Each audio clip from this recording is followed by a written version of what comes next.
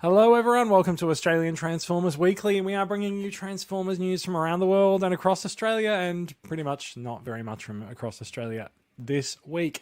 This is, actually, you know what, there'll be a little bit. This is episode 261. We are recording live on Saturday, October 1st, 2022. We are going live on Saturday this week because it's the night after Pulsecon, and we have many thoughts, feelings, and feel opinions that we're going to feel at you right after this.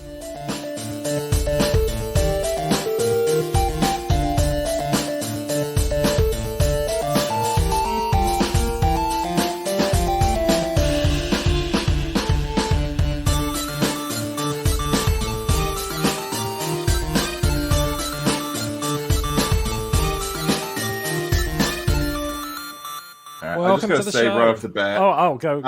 Go. I would like viewers' consent before I feel anything at them.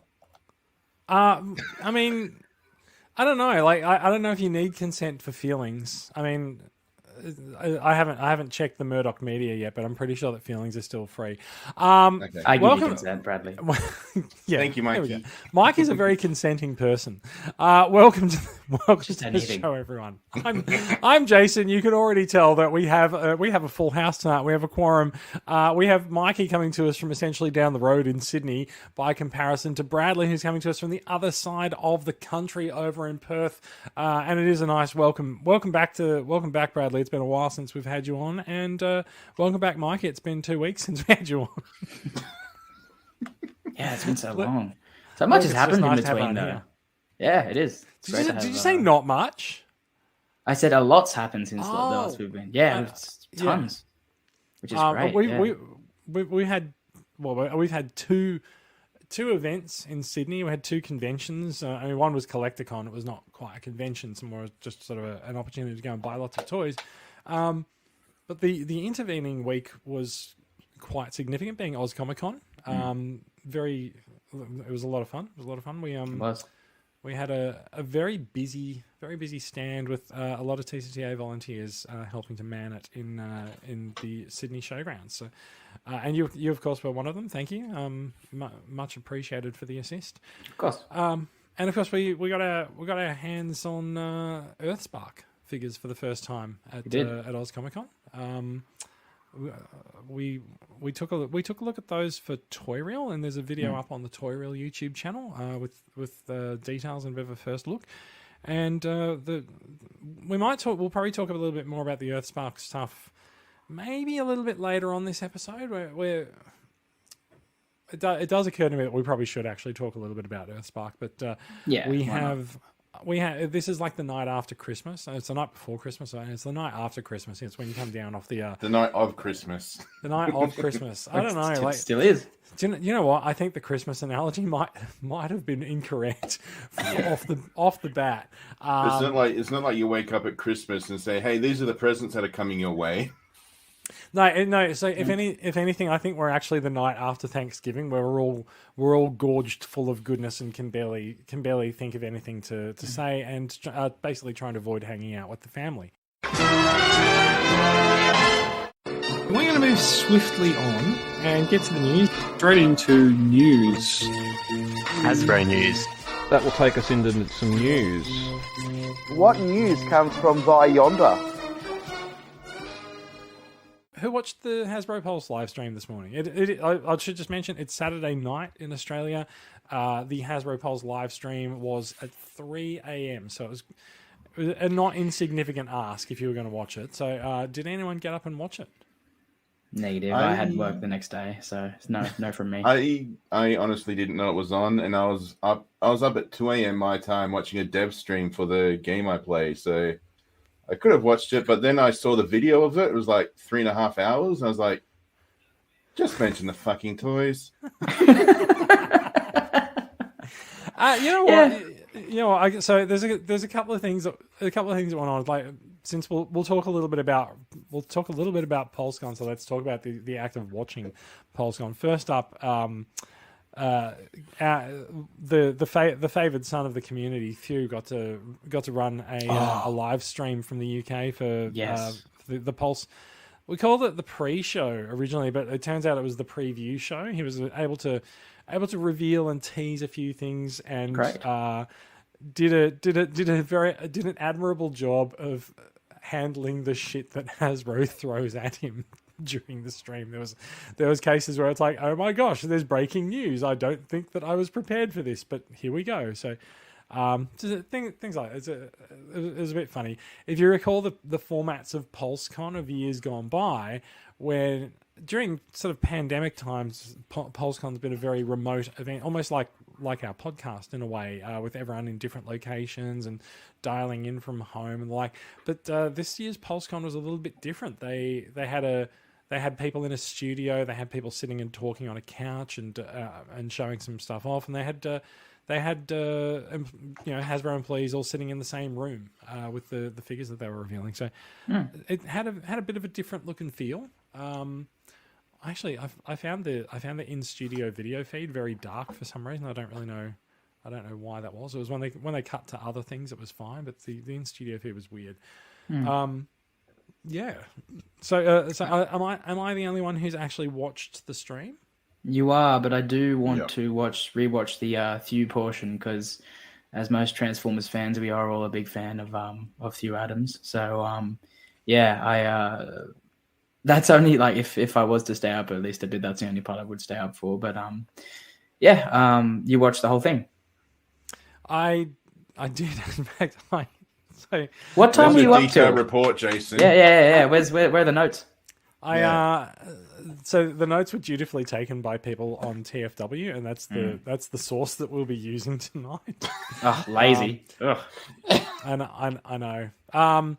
Rob Franklin says he woke up to the news of the new announcements. So yeah, fair enough. I think so. Did I? I think most of us have done that. And someone called Simon Flack says that Mikey guy is such a donker. Yeah, thank you. That was such an embarrassed little laugh from Mikey there. Blushing. Simon is, of course, one of our cohorts on the Toy Reel Roundtable that we recorded last night and also a member of my OnlyFans. So thank you, Simon. Yes, I believe he is your only fan. He is my only fan. There we go. I went with air conditioning. Yeah, I mean, you're in Perth, you have to. Thank you. That's a brilliant one. Thank you so much. But yeah, no, I was one of the ones that woke up this morning, and I think the first image that I saw that got me really excited was the Armada hotshot, which we will be talking about very soon. Yeah, right. That's the first thing I saw, and I'm just like, this is gonna be a good day. So more Armada hotshot. Getting a little bit ahead of ourselves in talking about the figures. Of course, the figures are all out there.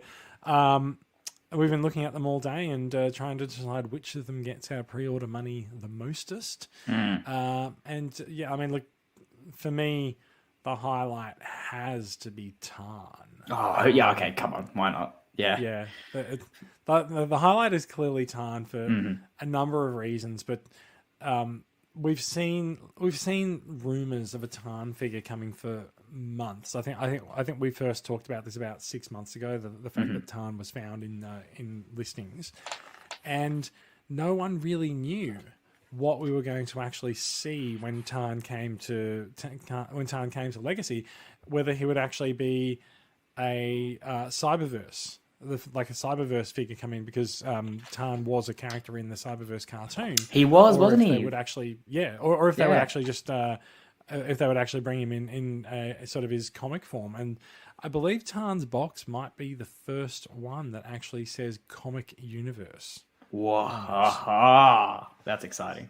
It is pretty exciting. I'm pretty happy about it.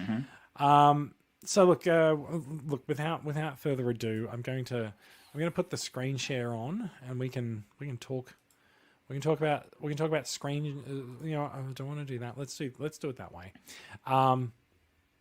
So the screen share is showing the TFW coverage of this morning's reveals. Thinking about the order in which things went this morning. First up, we had Core Class Dinobots. So the Dinobots are Dinobots are this year and next year, and I think also last year counts as well. It's going to be a year of simultaneous Dinobot releases. We have leader class figures coming into the Studio Series line. They're up to 3 out of 5 of those figures so far. We are still waiting for, who are we waiting for? Swoop and Snarl. Swoop and Snarl. Yes. Snarl is up next, and Swoop is heavily rumored. Allegedly a Voyager. Allegedly Swoop's a Voyager. Allegedly, I heard this, but I've also seen him listed as a leader. So As a leader? Okay. Yeah, I don't know. I think it would be a shame if they actually do him as a Voyager. Yeah. Yeah. I mean, look, he's a smaller guy. Like he's the smallest Dinobot, so like that's fair. Like if they're going to do anyone, like Swoop would be the one to do a Voyager. Yeah, possibly, but like I said, I've seen him listed as a leader, and I think that would be the best way to do justice to the team of Dinobots is by having them all in the same scale. I think. Fair.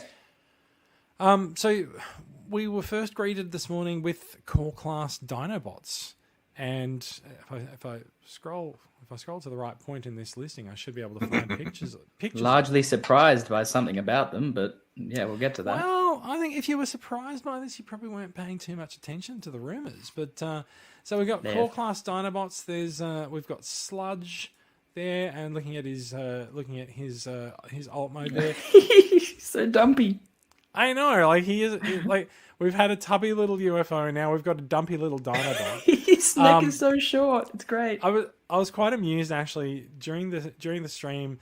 Evan from Hasbro said that they had a discussion about the deco for these toys with their compadres at Takara, and said, look, the G1 toy colors versus the animation colors are quite different. Which ones do you want to go for? And he said that the Takara team said, we'd like to go for the animation accuracy. I'm like, of course they do. They always do. Like, How is that a surprise to anyone? No. So yeah, I got to say, I have avoided the core class for the most part, and I don't really see that much of a reason to get into it. But like, the core class Dinobots are exciting particular people. Bradley, what about yourself? Are you into the dinos? I was thinking about these earlier, and I was like, who do these appeal to? And I was thinking, like, maybe at a stretch, office workers. They could have like their little core Dinobots. Yeah. That was about it. And you got to think there are some people do collect solely legend class things these days, and some people are very space focused. Like they're focused on saving space in their collection. So like they might only have room for like smaller figures. So maybe they can't shelve a shelf full of 5 leader class Dinobots, and if you end up taking this route, you'll end up getting 6 core class Dinobots. So true. That's a good point. So there is a 6th member of the Dinobot team, and that led to a few amusing comments about how you can randomly add a 6th member of the team. The 6th member is Scar. There is precedent. Okay. Wasn't there Scar Slash joining? Yeah, so Slash was added to the Dinobot team in Power of the Primes, but Scar is apparently the listing. I'm not actually sure if we've seen photographs of Scar. We've got photos of Sludge. Yep. And we have photos of Slug here as well. So, AKA Slag. AKA whatever you want to call him. AKA it's your toy. Call it whatever you want. It is your toy. Call it whatever you want. However, if you use his original G1 name in a Facebook post, you will go on particular lists and you'll get banned. Yeah. Yes. Yep. So it's no wonder they renamed him. So of course, the gimmick, and Rob has alluded to it in the chat room. He said he was not interested in the core class Dinobots until they announced the combiner gimmick. So we're getting a core combiner team of 6 Dinobots that will form. It has been confirmed that it will be Volcanicus. If you thought the Volcanicus name was a stretch in Power of the Primes, it's coming back. Probably the trademark needs to be renewed. We'll see yes, it does. Actually, you know what? It probably doesn't, because they released the Gen Selects version of it a year or so ago. So Yeah. The thing that surprises me the most, I don't think it's pictured here, but I believe they did show it off at the panel. So Slug and Sludge create the torso, and Grimlock's not the torso for this one. So that means Grimlock will be either an arm or a leg at the end of the day. So that's You're really quite interesting. Right, yes. And because the rhinoceros, not the rhinoceros, the Triceratops head becomes the kind of chest emblem of Volcanicus. So, and I think the actual tail is the head, because I think I vaguely the tail is the head, and the head is the chest, and like and the head is the chest connected to the yeah, very good. I didn't know there was rumors of a combining core class Dinobot set, and I didn't know there was 6 members. So all of this was news to me today, and I'm really happy. Look, I'm still recovering. The fact that they're doing this, it has really shaken up my world. The fact that Grimlock is not the chest and centerpiece is just, I just don't know what Hasbro are doing. I just think they've lost their minds. But in it's all Takara, they're pulling the strings. Oh yeah, the Takara. Oh, bloody Takara. If they've lost their minds, is it because Grimlock's got a new one? Or Grimlock's just bitten their heads off and taken their minds. So there you go.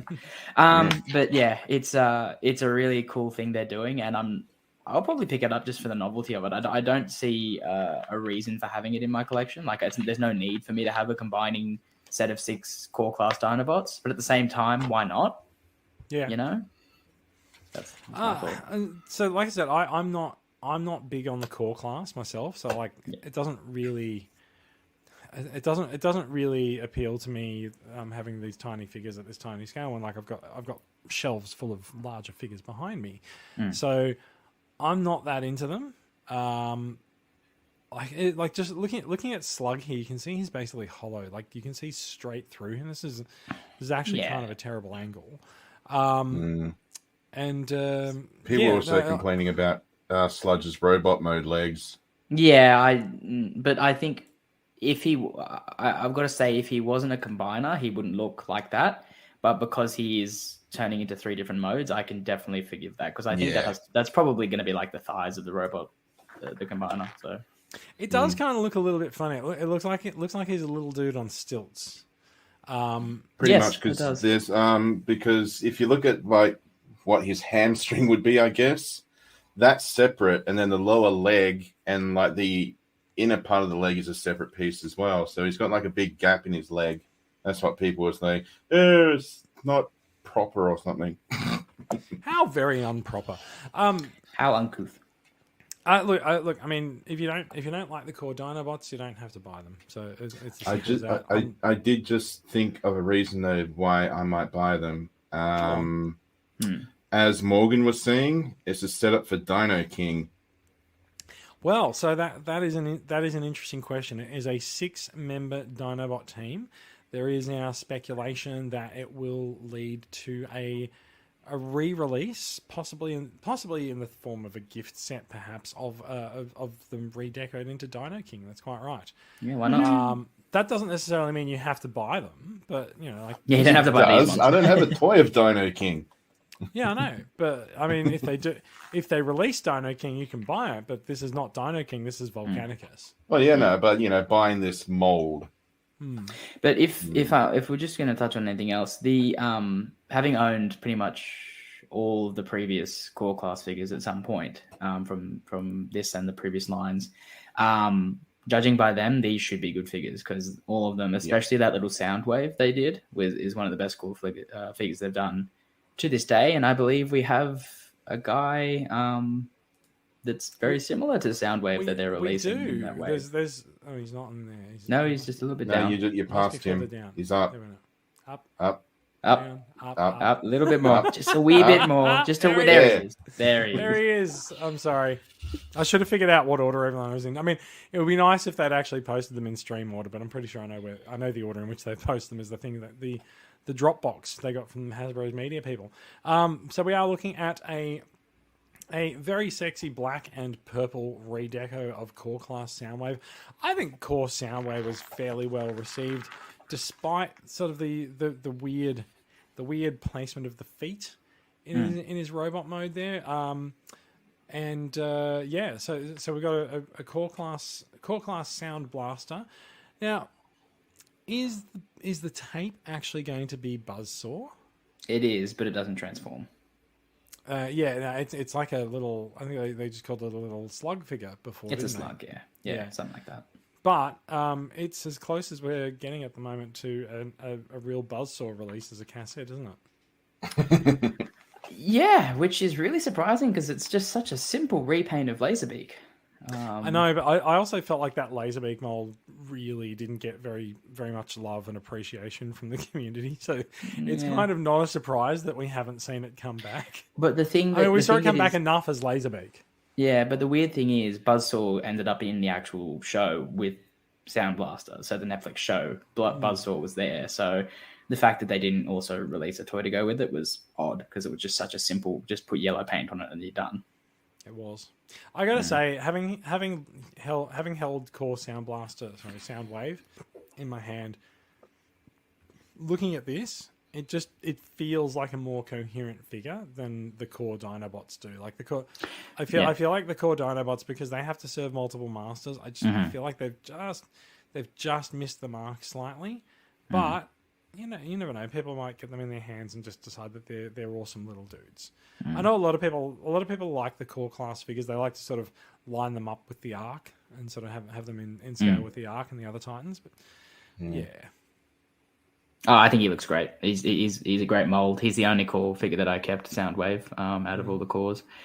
I also did get an upgrade kit for it, so the actually made it better, and the tape mode looked kit a bit for better. A core class figure. Yeah, call me crazy, but seeing as he's my favorite character, I'll do anything for the guy. So what does the upgrade change? Yeah, the upgrade gives him transformable feet, so it looks more cohesive as a little tape player, as well as it also fixes this.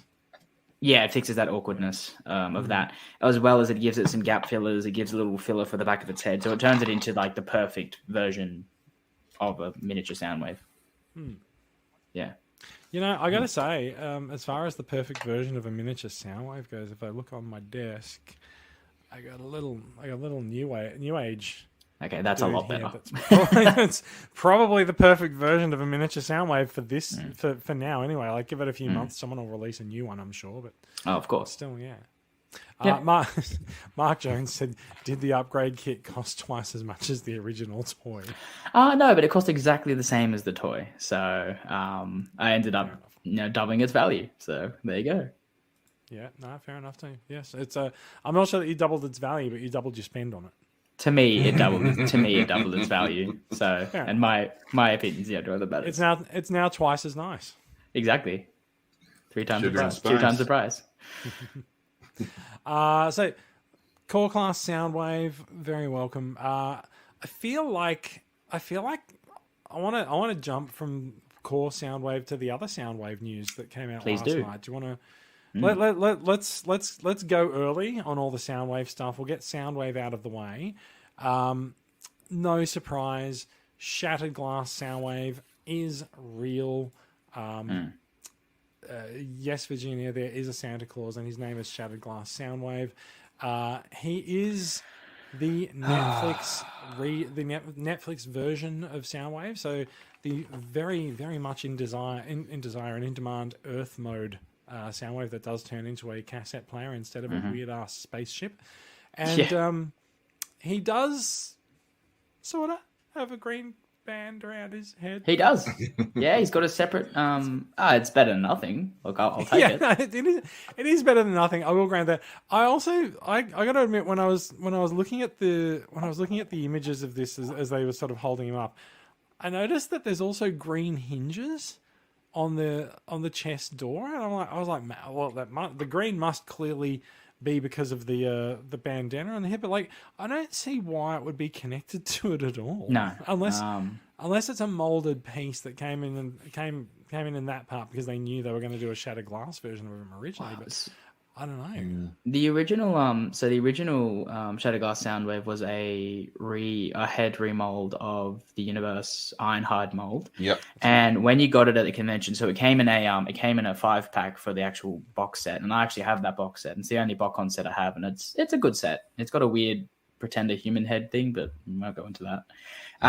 So with Soundwave, you could only get the bandana at the convention, and the bad thing about it was made of this weird material that when you tried to place the bandana on Soundwave's head, it would immediately break, or it would break soon after putting it on. We call that. So Mine didn't break. It wasn't a rubber band. You still got yours sitting there.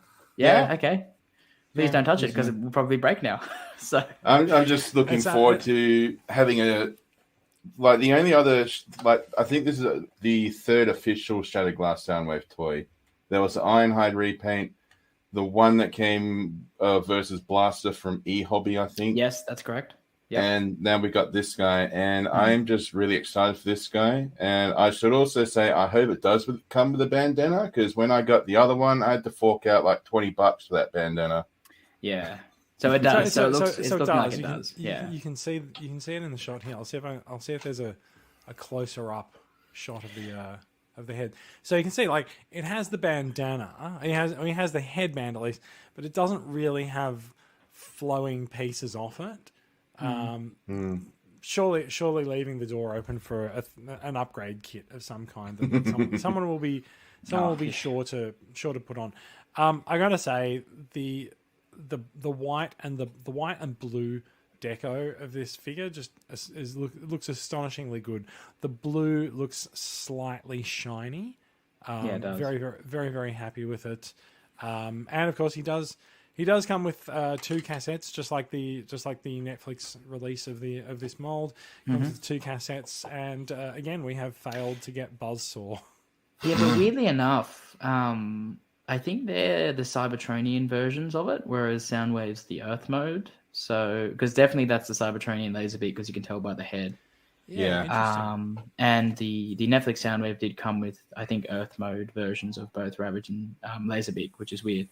But I'm not really going to complain, because I'm just grateful to eventually have this mold back in my collection. I did have Netflix Soundwave at one point, and I did let it go on a lot. But this is one of the best Soundwave toys that has ever been released. So the fact that now people are going to get an even better chance, like you have a much better chance of owning this mold now, is awesome. Right. That they did this. It's kind of annoying that they also didn't release him as part of Legacy, and they re-released the Cybertronian version, which no one wanted. But at least they didn't do it. I will take issue with the no one wanted it. It's actually hard to find now. Oh, I saw multiple of it today in JB Hi-Fi. Really? Yeah, I did. So when I import figures from around Singapore, what they've actually done, like let's take a minute to actually congratulate Hasbro on this, because what they've done is they've released Blaster and Soundwave in the same year. They've given Blaster 2 releases this year. He came out in Kingdom. And he came out in Kingdom, came out in Legacy Wave 1 as well. And now we have the Shattered Glass version as well. But we also got a Soundwave in Legacy Wave 2. Now, people love to pair up bots with their nemesis. So getting Blaster and Soundwave released in the same year, it's a master stroke of marketing. Like, people are going to buy one and then they'll buy the other because they want to put them both on the shelf. And people who collect Blaster now may not have been collecting when the original was released in Siege a few years ago. So, fine, give them another chance at that figure. And then what they've also done is that in the same calendar year, they've also managed to release the Shattered Glass versions of them as well. Like, this is actually quite an achievement for them. And if the original release plan goes to schedule, which I don't think it will, I think it's been bumped. We're also going to get a twin cast this year. Yes, but I think twin cast is going to end up in Evolution Wave 1, possibly Wave 1. In fact, no, probably not, because we've seen the Voyages for Wave 1, so it's going to get bumped around somewhere. But we are going to get another repaint of Blaster still to come. I agree with everything you're saying, and I hope that people buying all of these different versions of Blasters, Twin Cast, Shattered Glass Blaster, will give Hasbro the idea that we really would like a Masterpiece Blaster if that's possible. We've been wanting one for years. We know you've made cassettes for him already. You've released a 4-pack of cassettes, and 2 of them were strictly Blasters cassettes. That was Why haven't we got him? ago now, wasn't it? It was like 4. Yeah, it was quite a while I think ago, it was those like cassettes. 2016, 2017. Yeah, it was quite a while ago. And Steeljaw, right? Steeljaw is not a Soundwave cassette. It's strictly a Blaster cassette. They made the mold. Why would they have not had a Blaster? I just don't understand. We didn't need a Blaster to go with Soundwave. So it's just always annoyed me. I sort of wonder if You did get Sound Blaster. It's true, we did, yes. We did, and everyone was annoyed because that was the only way to get Rat-Bat. So It's true. Yeah. So it makes me wonder if they had originally planned to do a Masterpiece Blaster, but then sort of shelved that plan because they started doing the version 3s of some of those characters. Like there's now a new Optimus Prime, there's new Seekers and things like that. So like it makes me wonder if they're going to do an update to Soundwave and then maybe do no Blaster doubt. to go with him. No doubt in my mind they're doing another Soundwave because Soundwave is great, but he needs like the leg area just needs to be a bit better. Like I can see where that is needed an update. Look, I just put the Fans Toys Robots Paradise acoustic wave on my Masterpiece shelf. So of course now is the time for them to announce a new Masterpiece. Yep. Rob Franklin says Twincast could be a Gen Select release. Was actually scheduled to be a regular Legacy release, but like if you recall earlier in the year, I just said it's the year of Blaster. Like we've got Blaster in Kingdom, we got Blaster in Legacy, we got Blaster in Shattered Glass, and then we're going to get Twincast as well. Twincast has not come to pass, but was on all the release lists, and I think Twincast will come out in the first half of next year. Yeah. Everything's just a little bit slow and delayed. Yeah. There's no doubt in my mind that we're going to get that guy. So yeah, don't worry about that. Can we take a moment to just appreciate the color scheme and how well everything sits together with this Shattered Glass Blasters alt mode? It's just gorgeous. I thought of another version of SG Soundwave, which I'm not sure if it was officially Shattered Glass, but remember the music label? We had a we had a music label in this color scheme. I don't know if they intended it to be a Shattered Glass, but there was maybe it was just completely white to be like an iPod. It was actually an iPod. It was actually intended to be like an iPod reference, like Soundwave is personal audio hardware, and at the time that they did the music label, the idea was to make it white, like all current personal audio hardware at the time. Yeah, I think we've gotten past that now. Like we have all sorts of colors and stuff. So maybe they actually borrowed that idea for Shattered Glass. But I'm still happy to go with that and just say that's an unofficial Shattered Glass Soundwave. Pre-Shattered Glass 2, probably, maybe. No. Okay. No. I'm not so sure. I think Shattered Glass was like 2008, and I think the device label was like 2009 or 10. Right. I was going to say 2006, but if only one of us had an internet-connected device, and we could find out. All I know is I've still got 2 of those device labels, and one is my Soundwave and one is my Sound Blaster. I just reckon that mold's great. It looks cool. So Brendan Anglesey posted in TCCA this week because he just acquired some of 2007 was music label. Okay. Oh wow. So Brendan Anglesey posted a photo this week of his music label Soundwave and says, look, I think until recently it's the best chug Soundwave that we had, and I totally agree. Like the lines, the form, the transformation of him, they were just fantastic. It was, in fact, I'm pretty sure that even now, music label Soundwave is actually one of my avatars on some service somewhere. So, That's awesome. Yeah, I've got music label Soundwave I went through the rigorous task of collecting the Masterpiece cassettes. So they look good, but yeah, you don't really want to have them standing next to each other. No, they're too big. Yeah. Fair enough. You don't want to have them standing next to each other? What do you mean? Well, it's just, like if you put them into cassette mode, it's like this big compared to Soundwave. Yeah. Compared to device label. Do you mean? Oh, wait. Do you mean the comparing device label Soundwave's cassette player mode to Masterpiece cassette tape? The tape would not fit in the cassette player. No, definitely not. Although there are odd little cases of that interplay happening across the years, but not in this case. Although he did technically have Cassetticons. He had the Rumble and Frenzy earphones. So that was cool. He did, yes. Yeah. All right. Shattered Glass, bringing it home with the final release of this wave. I think this wave of Shattered Glass has ended up quite spread out. If you remember last year, we ended up with sort of one figure every month or so. I think now we're sort of getting one figure every couple of months. I think Flame War and Slicer, I think, are due in the new year still. So really, it's going to be a while until we complete that line, I think. Oh, this is an instant buy for me, obviously. So I'm really excited for it. Yeah. Yeah, absolutely. This, I mean, when you say Shattered Glass, like Shattered Glass Soundwave is one of the iconic characters of that part of the franchise. So like, there's a lot of people waiting for this. 100%. Once they announced Blaster was coming this year, you knew Soundwave was coming as well. Yep. They did actually say that they did actually say on the live stream that they wanted to reveal this earlier in the year. There's a little known fact that's sort of come into the light in the last couple of months from Mark Marr's Instagram account, which is that the Netflix, the figures that are produced for the Netflix line, the copyright or the rights to use those figures and those molds rests with Walmart.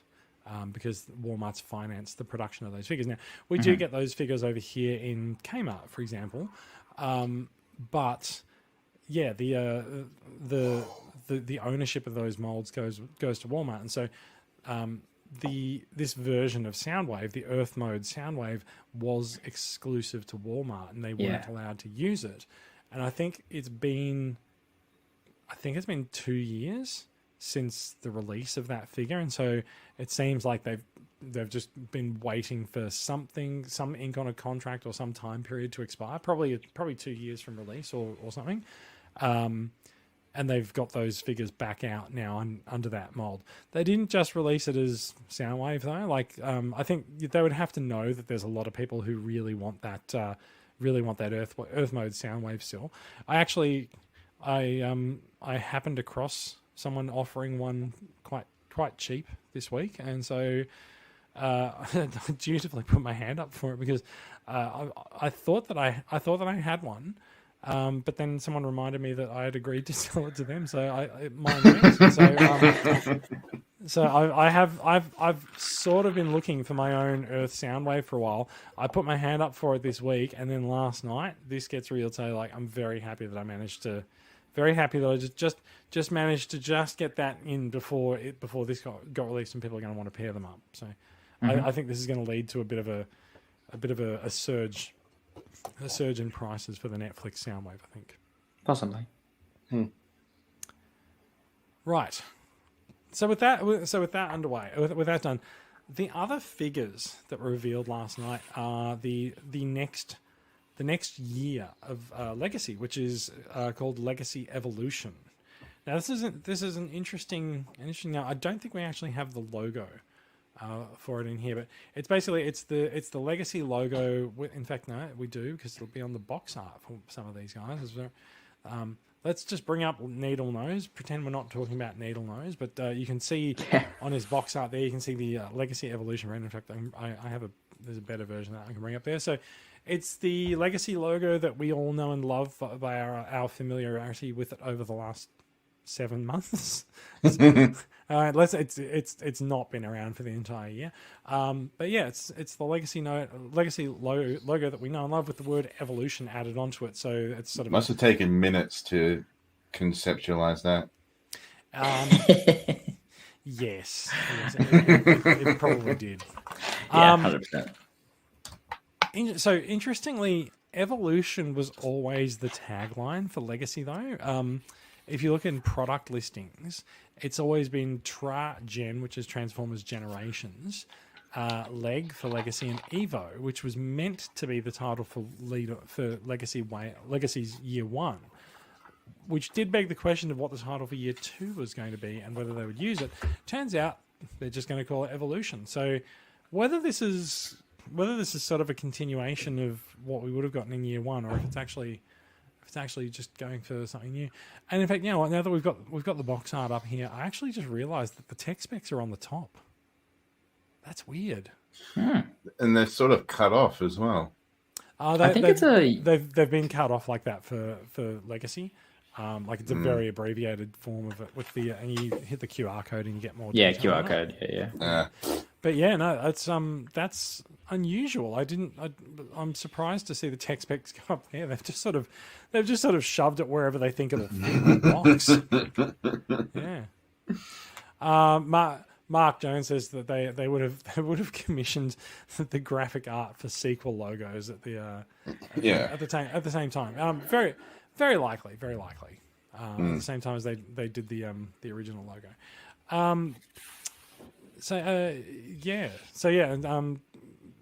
Person who hasn't signed into StreamYard says Mark said they moved the QR code for year 2.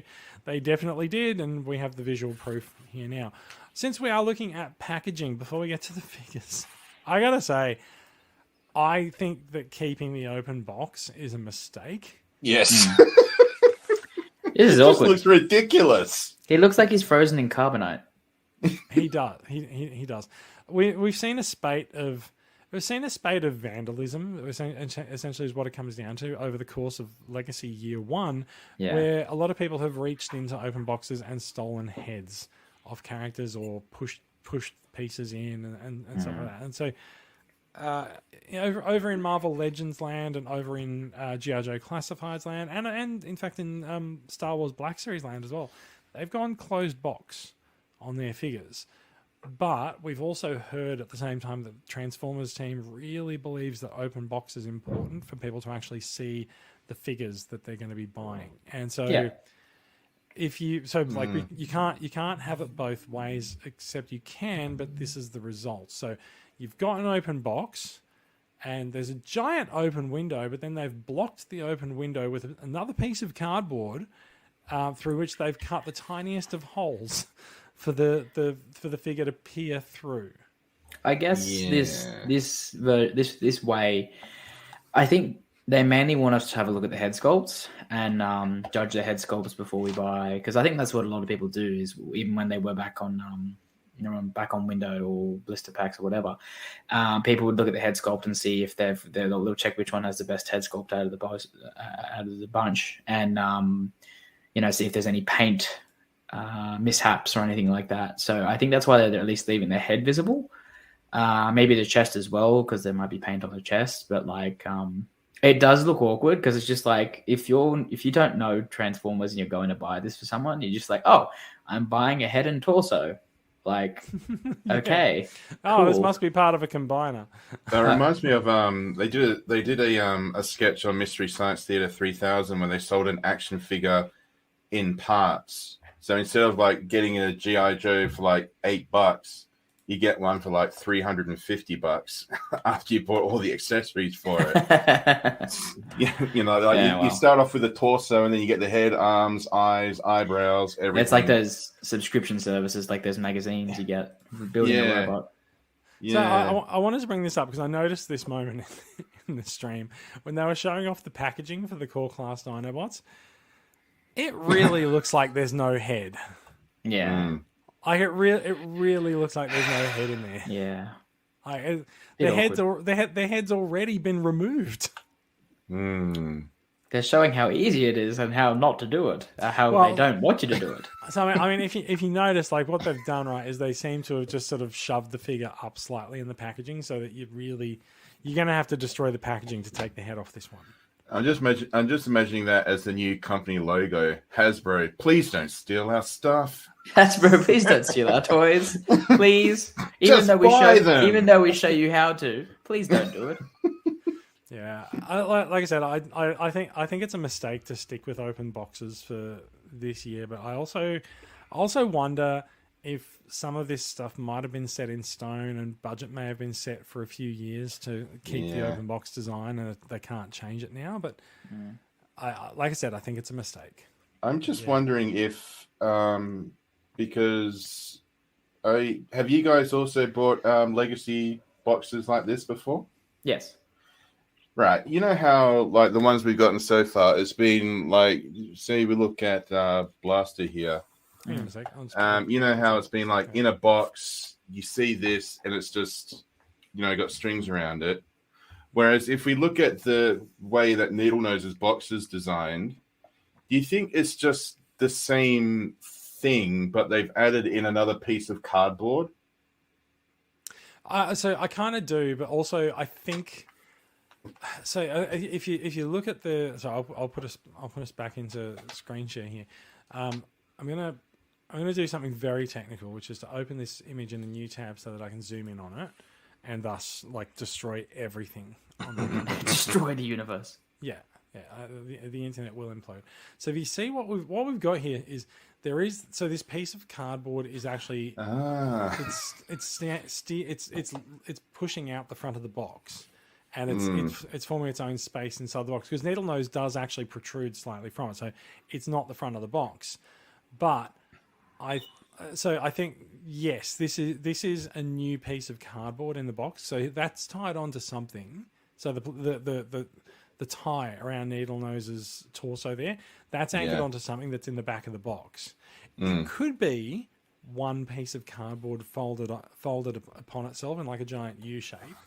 Yeah. But I do think it's more likely to just be a new piece of cardboard. Like there's probably just a brown piece of cardboard behind that he's anchored onto, and they've just I think maybe they've just changed some of the where the print goes in order to add this sort of security mechanism onto the packaging. And they probably also have the accessories behind this piece of cardboard, so no one can sort of reach in through the front and pinchy. Yeah, well, so that we've seen that happening with Velocitron already. Like people have just been reaching in, and they know that the accessories are under the tray, so they've just been destroying them in the store. Or maybe it's a new play pattern. Maybe it's a new like display based like studio series. So we can take it out and you can display your figure on it, and it's like you can just have a like hole in it. Like they've smashed through it, like they've smashed through a wall. Maybe it's a new play pattern. Here's Needlenose. Here's Needlenose. Yeah. So maybe that's their new play feature. I don't know. We don't know what goes through Hasbro minds. I don't know. I mean, we're supposed to have a good idea at this point. I have nothing. I'm going to zoom that back out. Sorry, everything's jumping around a bit while I do it. So look, while we're here, let's talk about the lineup for Legacy Legacy Evolution Wave 1. We have deluxes. We have Needlenose. We alluded earlier to yes, please. Voyager Tarn. We only saw deluxes and Voyagers this morning, and they did say that there's no leaders for Wave 1. They said COVID-19 is still a thing. They straight up blame the pandemic for there not being any leaders. Whether that's sort of being unable to ensure manufacturing or anything in time. We have heard the names of a number of leader class figures for 2023, and we have seen a bit of artwork that sort of teases the characters that are to come for this line. And we need to talk about something. Oh, we do. Yes, we do. We will talk about that in a bit. But so as far as Legacy Evolution Wave 1, we've got 4 deluxes and 2 Voyagers to talk about. So let's get going with Needlenose. Mark Marr said on the stream last night that Needlenose did lose the fan vote a few years ago, but he never forgot about him. And so he was very happy to sort of have the opportunity. He was very, very happy to have the opportunity to go back and do him again. And of course, he's had the opportunity to go back and do him again with slightly more modern engineering tools. So, like, the Needlenose we get now is better than the Needlenose we would have gotten in Power of the Primes. So I also like how the Target Master, at least the black one, actually looks like a Target Master from the 80s, because they had that sort of simple double barrel flip out gimmick from the back. So the Target Masters, I'm pretty sure the Target Masters are new molds. We're looking at them at the moment. They're pretty simple. Like they can't be complicated. They are essentially accessories. So I'm not even sure. Do these guys even move, or do he just? Doesn't look like it, but No, they're very much going back to the original design of the double target masters, and basically all the articulation is that bit flipping over for the gun. Yeah. Who cares? You know, they're just little dudes that turn into guns. It's fine. It's cool. It's what cool they that did. they're there. Yeah. I just really like original. the detail of the purple one's holding a gun. I mean, obviously he can't move, but it's just really nice to see a gun molded in. The purple. Oh, one that is cool. Is a gun, and he's holding a gun. Holding a gun, Yeah. and they look like they have little. And the other one looks like he's got a sword or something. Maybe that's cool. Does he? Like a little arm sword hanging down the side of him. Something Oh going yeah, on there. I see what you mean over on his left arm. Look, we can't expect too much from these guys. They're just accessories. I think they're good enough for what they are. So I'm not Exactly, I'm not yeah. And, you know, if these are actually product photos and not CG renders, and they do look like product photos, these guys are quite carefully painted. Like, look at the paint application on the head and on the arms and stuff as well. So, like, you know, good on them. No, they look really good. I think, yeah, I like them. Yeah. Couldn't tell you their names. When I first saw the picture, I think is it Tip Top and Heater, or is that Quake? Sure, why not? Let's just go with yes, and then get corrected. Yes. Mm-hmm. Yeah. Someone in the chat room will yell at us. When I first saw this toy, obviously this morning, I thought it was, I keep forgetting his name now. He's the one who corrupted the Matrix. Scourge? No, not Scourge. In the comics. I don't know. Was it Thunderwing? Yeah. Yeah, Thunderwing. I think that's Thunderwing. Yeah. Yeah, I thought it was him. I was like, oh, we're getting a toy of him, because I think last time we got a toy of him, he was like a really small deluxe that didn't really sort of inspire fear. A character like that should. So Rob Franklin has said Zigzag and Sunbeam. Now, yeah, I love their names. I'm not sure if he's actually naming the target masters, or if he's just naming beloved Australian brands. That's fair. That's all they were. They had very, very simple names. I heard Sunbeam makes excellent toasters, but yeah. Maybe. Well, Zigzag very entertaining at children's birthdays, especially when he turns into a gun. But yeah. Oh God, I think Brad's going to have to remove that from the edit. That's great. I love that one. Good on you. You'll never see good old Zig and Zag in quite the same light ever again. This is a service that we provide. So look, I think we've Sanyo, Breville, and Tiak are coming soon. They're the triple target masters. Yes, the triple target masters. I think we've spent a really long time on Needlenose. Do we have much to say about Needlenose, or are we just looks like mocking his target master? No, he looks like Needlenose. He looks good. It's the toy of an official target master. I am all over it. Yeah. Looking forward now, to it. would you want it to be a Voyager, or are you okay with it being a deluxe? I'm okay with it being a deluxe, because the other toys were deluxes. Ones in the 80s are all relatively the same scale, and the ones we've gotten so far in the 21st century have been mostly the same scale, from what I can recall. And how about you? Yeah, I feel like, so if we look at the jet mode, it does look like he's just doing a yoga pose under a jet. I don't think we've seen the actual underside of the actual plane, but it looks like his legs are just wrapped around. See what I mean? It doesn't look that convincing. But also, like, we say this every time a new jet comes up. We're like, well, it looks a bit shit underneath. Yeah, to be fair, yeah, look, we're not going to look at them underneath a lot. But I just feel like it probably could have benefited from being a Voyager, possibly. But in saying that, he looks really good in robot mode, and it's undeniably, it's him, you know. It looks like the dude. It comes with the double target masters, so you can't really complain that much. So, yeah. Look, I'm probably going to get him, actually, because he's a scavenger. He is. He's a scavenger. Yeah, yes, he's the strongest scavenger. Scavenger. So yeah, he's a scavenger, and so I'm doing a reread of More Than Meets the Eye at the moment, and like I kind of would like to assemble those scavengers, which means going back and collecting a couple of figures who've come before. Crankcase is coming out in Legacy Wave 3 out this month. Flywheels has been out for a while as the Duocon from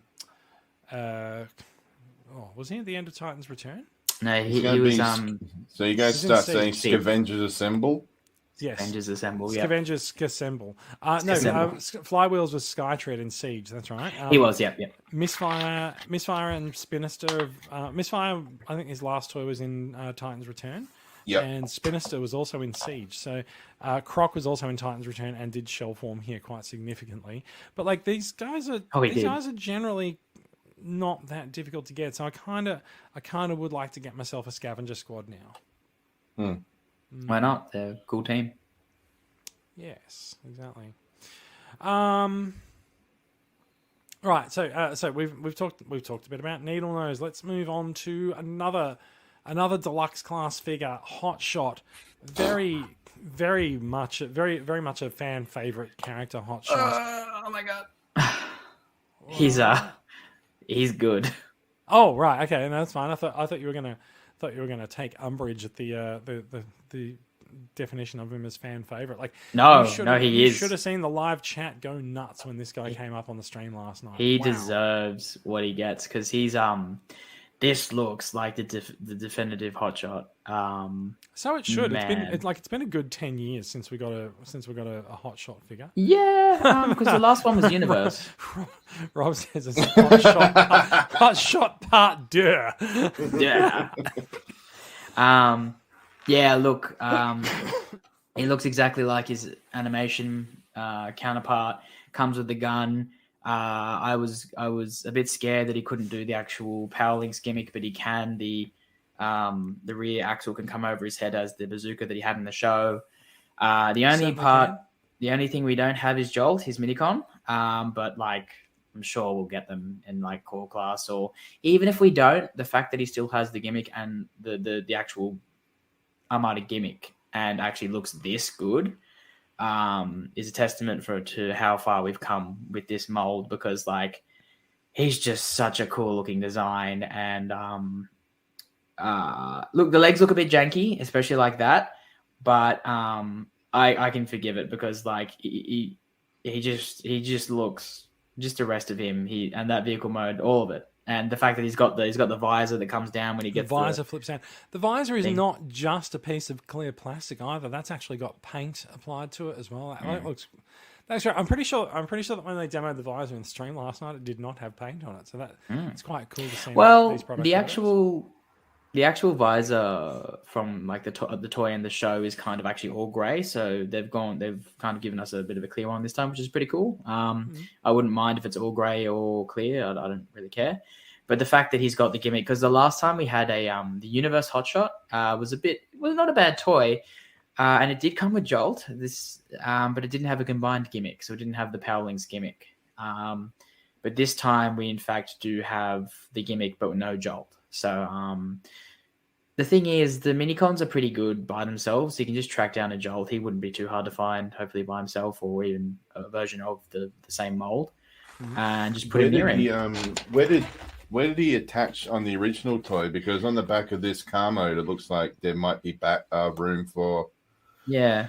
So for Hotshot, Jolt could like kind of cut in, like break in half, and then combine with him in this mode, and then like his little feet would come out with like blades on it. But he could also fly, because like the little propeller blades would actually lift him up off the ground, which was really fun and unique. So that there is like something back there that could possibly mean that we're getting a Jolt or minicons in the future.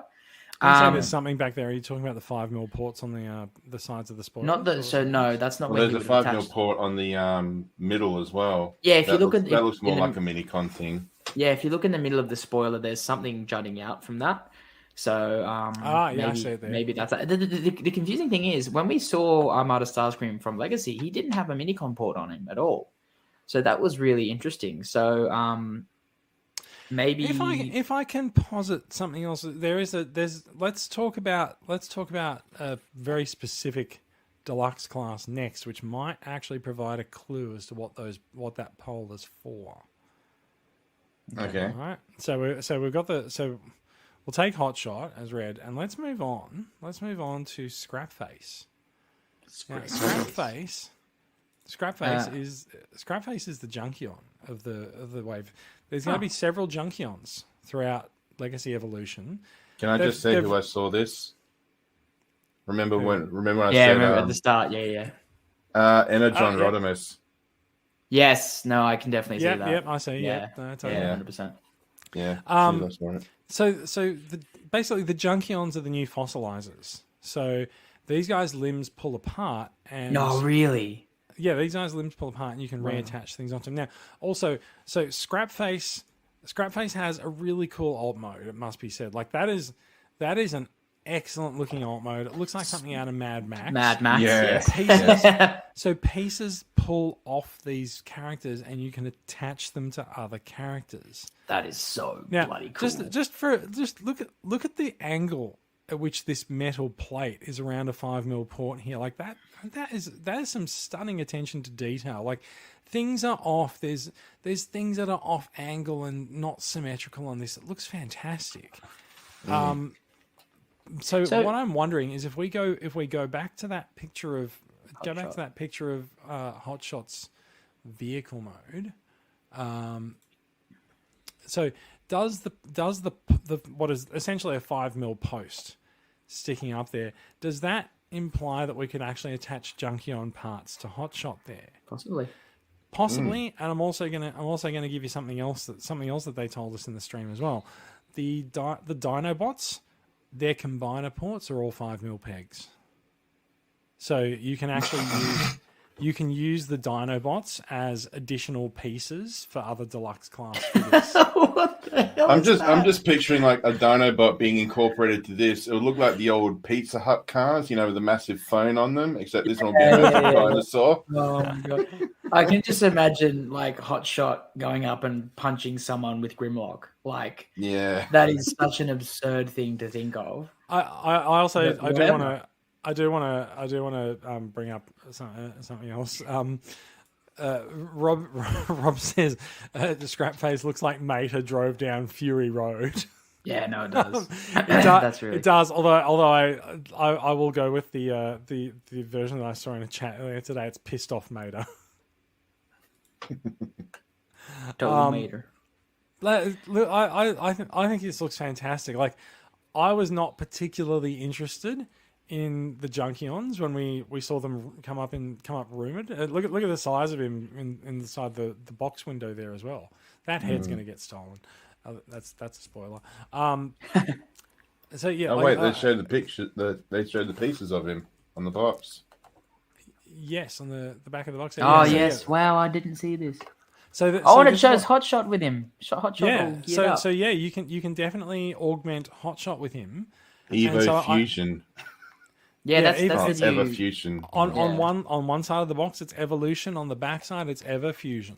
But yes. So yeah, the Junkions can become armor and parts for other figures with those 5mm ports. So I reckon that's what that port is on the back of him. That is so cool. So it's weird. Hang on a second. Let me bring you up there. There we go. That's nice. Yeah. I put him like this a few weeks ago, and I'm just too scared to move him because it's a very delicate balancing act there at the moment. Yeah, it's fair enough too. Yeah.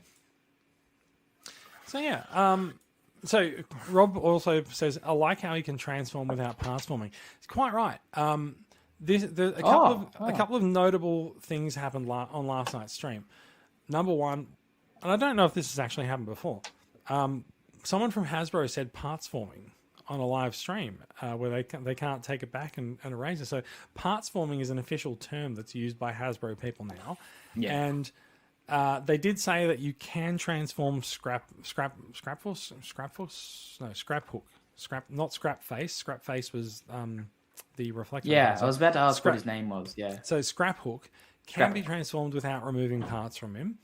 So he doesn't require parts forming to actually transform him. So That's Hasbro's aware of that attitude in the community towards parts forming. Can I say, I love new characters.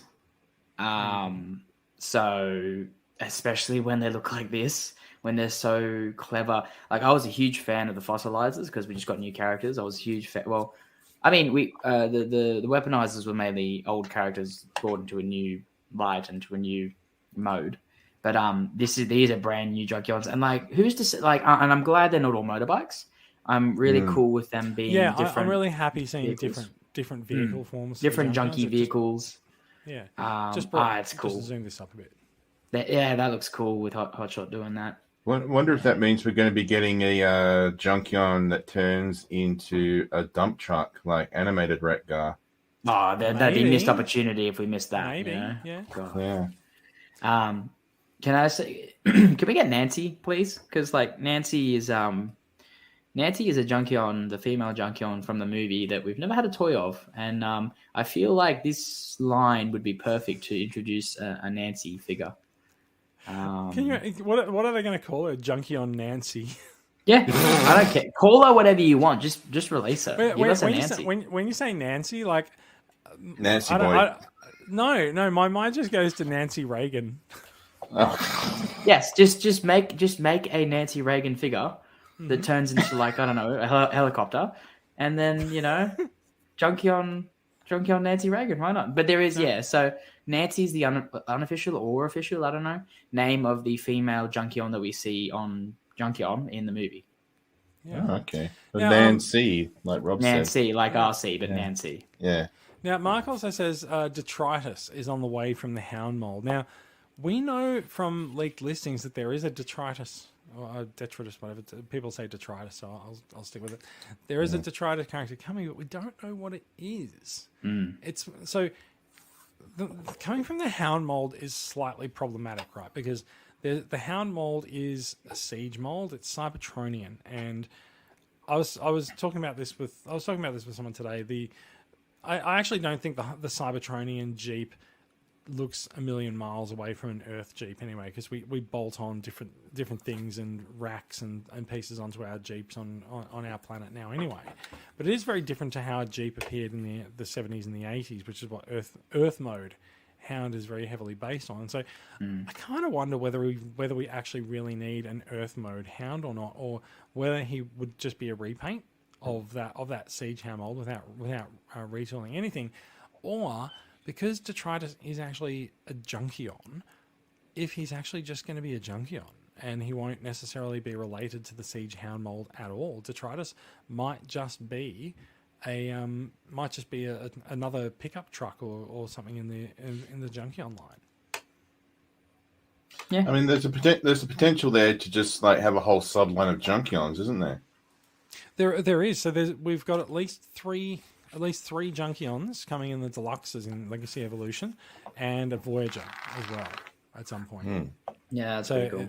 There's definitely going to be you want some more Junkions? Let's revisit that opinion by the end of next year and see how you feel about Junkions by then. But I got to say, if they come out at the quality that Scrap Hook looks like, that's going to be pretty fun. Actually, you know what? If you do get like a whole line of them, you can just put them into their parts and create your own planet of junk diorama. Yes. Well, the cool thing about like these things being vehicles, right? Like you can just mix and match and make your own weird vehicles as well. You're not just making weird armored up versions. Oh, connectables from the 80s. You can make like just looking at this setup here of Scrap Hook. You could put like the front of that on like a bike or something, and then like put some jet wings on it if there's like a jet one. So like this could be a really cool gimmick. This could be like really, really interesting. I mean, we've already seen people doing amazing things with the fossilizers. And the weaponizers over the last few years anyway. So like I think if anything, this is almost like that gimmick's final form, right? Like they're giving us way more parts to do with as we please. They can be assembled back into a functioning transformer, or they can go onto their own on their own. So yeah, I like Rob's comment. It'll be the Junkion version of Wacky Races. That's good. Yeah, I think I've only collected like some of the weaponizers because they were already established characters, like Cog and all those. And I haven't collected any of the fossilizers because none of that really tickled my fancy. I'm not very up on the fossilizers as well, but I also wonder whether or not we might actually see Junkions with fossilizer parts attached to them, which could be quite cool as well. But I also am looking forward to this because yes, it is a weaponizer, fossilizer, that gimmick. But at the same time, if you don't like the gimmick, you don't have to use it as a parts former because, like you said, it's fully capable of transforming by itself. Yeah. So this is kind of a little engineering marvel, right? Yeah. I think it's great. I just assumed it parts form to transform. Now knowing that they've actually engineered these things to come apart, but also transform as a whole, that's brilliant. And it's not only the gimmick, but just look at the toy. That is a cool looking toy. Like you can't tell me, like, even if you collect this or that or the other, this thing just looks like an epic little deluxe class figure. Yeah, it really does. It just appeals. It wins at everything it does. Really. I'm just wondering, like, when it's in hand, like what it's like to actually transform. Like, if you are transforming, it's like, oh no, well that's a part. I don't want that. So I wonder if it actually stay together when you're transforming it. Oh, it will. Yeah. I don't see why it wouldn't. Yeah, I mean the weaponizers. You had to really work to pull the weaponizers apart. They don't just fall apart. Yeah, so I'd say safe bet is this will be a good. Even if you want to ignore the gimmick entirely, I think this would just be like a really good toy on its own. That is still a transformer in its core. Yeah. Yeah. Right. All right. So we've talked about three of the deluxes. Which way is going to take me to the fourth one? That's ignore. That's all right. Was there a fourth? There is. It's the last Stunticon, and controversial in and of himself. We are looking at what are we looking at? Breakdown or Dead End? Breakdown. It's Breakdown. Yeah, it even says. I know them off by heart. Plus, it's got the breakdown on there. It says it in the thing. Actually, very interesting. This is a bit of a different look at Breakdown than we saw on the stream last night. Last night on the last night's stream they had him holding the spoiler, which we see here in his left hand and a gun in his right hand. They had him holding the spoiler as if it was a gun, and I do recall some of the comments that were being made at the time was like the spoiler is a pretty poor excuse for a gun, but this does actually show that he does in fact have a gun. So that definitely did not come across in the live stream last night. Breakdown has been the source of some consternation in the fan base this week. So Takara has a Takara Expo on at the moment, and so we got a sneak peek of Breakdown about 5 days before the internet was really ready for this reveal, because Takara had Breakdown sitting attached to Menasor at their expo, and so allowed people to get a look at the figure and just go, well, hang on a minute, he doesn't actually look like much like the car that he is supposed to be. He is a Wild Rider retool. They've changed some detail around the chest, around the head, and you can't see it on this mode, but also around the back of the car. However, like as Rob says, he's been the source of the fan base overreacting to nothing. Mm-hmm. There's been a lot of overreacting this week. People are talking about saying that there should be a class action lawsuit because a Stunticon doesn't look like the car that they think. Just bloody hell! Tell them to fuck off. Yeah, pretty much. Jesus Christ! It is interesting, but I do see the point, right? To play devil's advocate, they've gone. Can we look at the car mode? Yes, you can.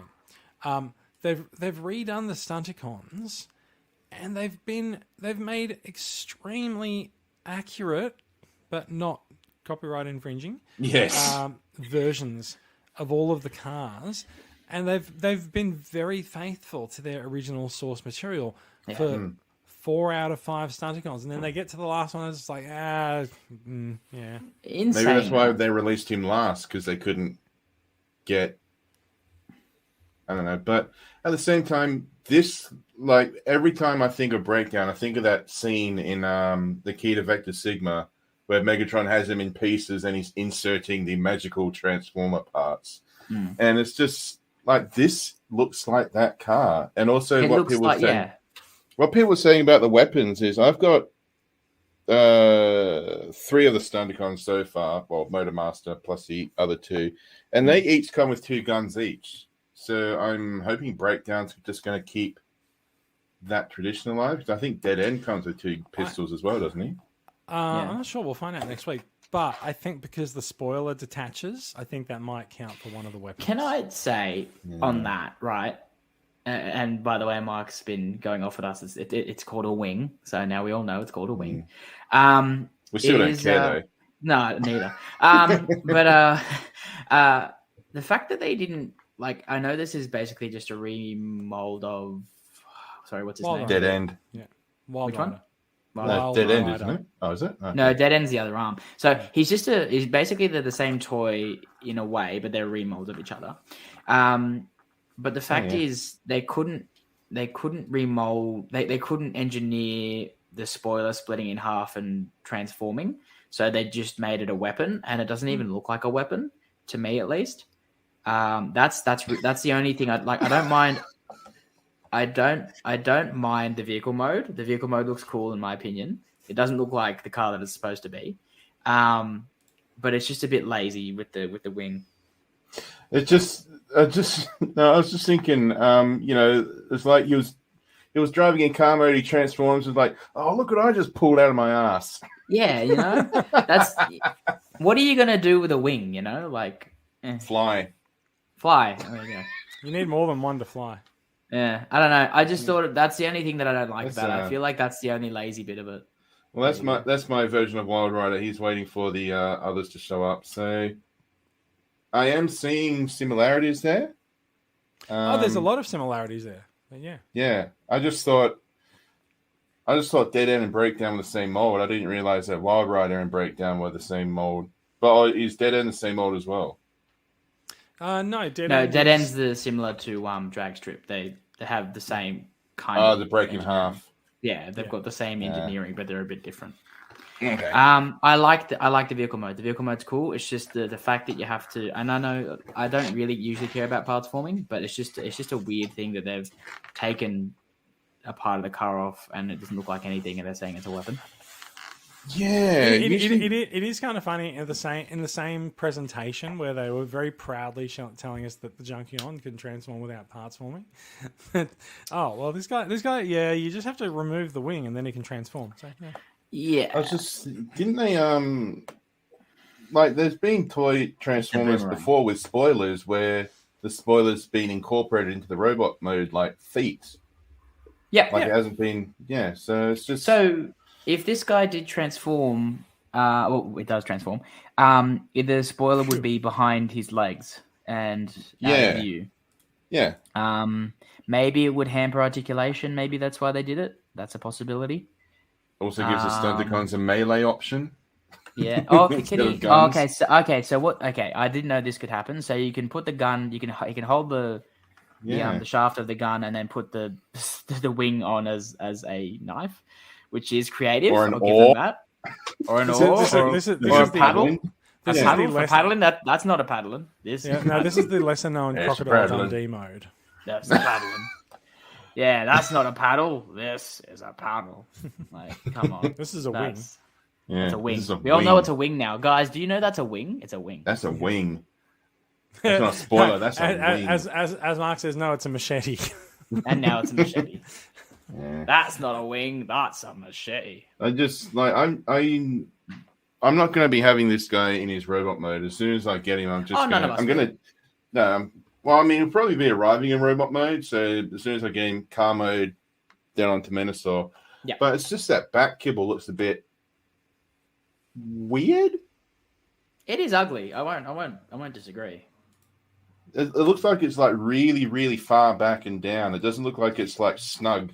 You can break down so back. the same as again, it's the same mold, so you can just collapse it in on itself and just have it on the back. Okay. They just splayed it out a bit for reasons, I guess. Yeah, For reasons. For reasons. Reasons. They wanted it to look different, so they it takes up more real estate in the picture. yeah. So it's more engaging. It's bigger that way. So Yeah. I just want to bring up. I want to bring up this photo as well. So oh, look at that. So he has leaked out of the factory, and so this website, Stories from the Toy Shelf, has gotten a hold of him, put them all together. My God, they look great together. Like They're gorgeous. Controversy of alt mode or accuracy or whatever aside, like that, I just love them. They look fantastic together. They're the best Stunticons that we've had. Yeah, definitely. I mean, they're definitely of all the Stunticons that we've had. These are definitely the most recent, which should make them the best by sort of the virtue of the engineering that's involved. But yeah, just I think wow. is this also the first drag strip since the 80s that's had the double wheels? The six wheels on drag strip is unusual. I do think that most drag strips don't have it. So yes, it's possible it is the first one. It's the most modern one that's had it. I did some research about that car mode. That thing is hilarious. It was actually a Grand Prix car, and then it was banned because it was too violent. fast. All the competitors around it kept dying because of a big black purple truck that was intimidating them. No, I think it was like too fast or maybe too dangerous because it had too many tires. But they had to actually outlaw it. They had to ban it from Grand Prix, which I just think is funny. So basically, the key to having a faster car is more wheels. Yes. There you go. I didn't know that. Oh, hang on, Mark's saying wrong. No, I'm like, if there's one comment that's going to attract a correction from Mark, it's saying something about something. Not about even close motorsport. to the reason. Yeah, saying something Well, about then enlighten motorsport. us, Mark. Come on, Mark. It's okay. There's many reasons. There's many ways to make faster cars. We don't need to have this discussion right now. Anyway, let's get back into it. We've done all the deluxes. The final Stunticon is coming out early next year, and so we have two Voyagers to look at for next year. First one we're going to go through is Leo Prime. Oh my God! Wow. Doesn't it look better than the MP? I mean, it does look like the MP. Looks better, in my opinion. Yeah, I don't know. I've not unpacked that MP. I think I sold it on after I decided that I do not need every Masterpiece figure on the planet. Good for you. So you are someone who used to own MP Leo Prime. Is that right, Mikey? No, but I've kept it. I think I've seen one in person and dealt with one in person. He's just a bit of a fiddly mess. But this, I mean, the whole concept of Leo Convoy. What are they calling him now? Leo Prime. Leo Prime. Okay, Leo Prime. It's a little bit easier for Americans to say. I think you'll find. Yes, because then they'll be like, "Why are we calling this Lion Convoy?" So, the thing. Oh, why are you calling it Prime? Even I don't know. But it does. I just think it works better than the MP. Because it just the MP from what I've seen and dealt with is just really fiddly, whereas this looks like it's just gotten it all of it right. It looks like it's got all the gimmicks of the original, or at least most of them. And I didn't know there was actually a need or a want for this character, especially in this line. But just seeing as its legacy, nothing's impossible. So I think it's really cool, and I think it's probably the best version of this character that we've ever gotten, just by the looks of it. I mean, the QC issues and stuff that could come out of it could totally make that false. Yeah. But this, for a modern update of Leo Convoy, he looks really, really good. And he looks like a fun toy, whereas the Masterpiece is notoriously not a fun toy. So the fact that you can get this for, let's say, $50, as opposed to the bigger official one, for a lot more, and the lion just looks good. The lion looks really cool. Yeah, Rob says it's taken many engineering cues from the Kingdom Beast Wars figures, and yeah, I think they learned a lot doing the beasts over the last couple of years. I'm still in shock that there's a Masterpiece toy that Jason doesn't have. Yeah, that's true. Well, he did, but he's just like, no, I'm going to turn my life he's around. like, no, I don't want this in my Masterpiece collection. But you are the Masterpiece collector. I decided to kick it to the curb, but yeah. Oh, okay. And if you look at it, Is that your version of the Marge Simpson grumble? No, that was me. Optimus Prime. But yeah, it's even got the weird like attack mode in lion mode, and if you actually look at it, the robot the robot kibble is fairly well hidden. So I mean, you say the robot kibble is fairly well hidden, but there's obvious chunks of red and white showing. Yes, but look at the other attempts of this, and you'll say, "Oh wow, this is a great improvement." Yeah. So yeah, Beast Wars, like none of the modern Kingdom Beast Wars figures have been perfect at disguising the robot kibble, which you don't expect them to be because you still want a good toy out of it. But this looks really good. I think it has a posable jaw as well, which is cool for like they didn't need to, but like they've it feels like this is someone's like that's made this his favorite figure, and they've done it justice. I believe you'll find it as an articulated jaw. As it's open there. Yeah. I'm just dreading Transformers Lion King crossover. I don't think it'll happen. Timon and Pumbaa Transformers would be cool. Are they going to sing about the all spark of life? It's the well of all sparks. It's the well. What have I done? No. We don't need that. But I really do like this. Starscream Mustafa. Mufasa. No, they'll make him Mufasa, Scar, wasn't not it? Mufasa. Yeah. Mufasa's the dad. Oh, Mufasa's a good guy. Yeah, it's been a long time since I've looked at the Lion King. I am thinking of Scar. Yes. Yeah, Scar. Yeah, he's Starscream. Starscream, yeah, there you go. Oh, there we go. Jesus. I will actually point out there is a Mufasa movie coming. Disney's just announced recently as well. Oh, brilliant. Well, just what we need. Announcing I don't care. Just what we need. More live action remakes. Well, I mean, to be fair though, James L. Jones did recently retire as Darth Vader, so maybe he has to do this at Mufasa just to pay the bills. James L. Jones got to eat, okay? Yeah. But anyway, getting back to the toy, I really like the look of this beast mode face. It actually looks like a lion. It does. That's the thing. It does look like a lion. I actually kind of like the gold eyes. Like it looks a little bit otherworldly, which I think is kind of appropriate for a white lion. What's the gimmick they're saying? Oh, it's just got the features of the normal toy. Okay, that's cool. So it looks like they're calling Evo Fusion is like they're getting gimmicky toys, and they're calling they're just combining all their gimmicks into a line called Evo Fusion. So like I think in Hot Shots form it'll be the gun coming out like his Minicon gimmick, and Leo Primes will just be all of his hidden weapons that he has, and that'll be his Evo Fusion mode. Yeah, I think so. They're probably like Hasbro representatives are probably like insisting. Excuse me, you should call it Everfusion. Maybe he's. So it sounds like evolution. Sorry, guys, you have to say convert. But yeah. Oh, I hate that convert. They actually addressed that on the live stream. Did they? What they say? Yeah, I thought at no point did I think anyone from Hasbro would ever actually go out and say anything on a live stream or on public record about the use of convert versus transform.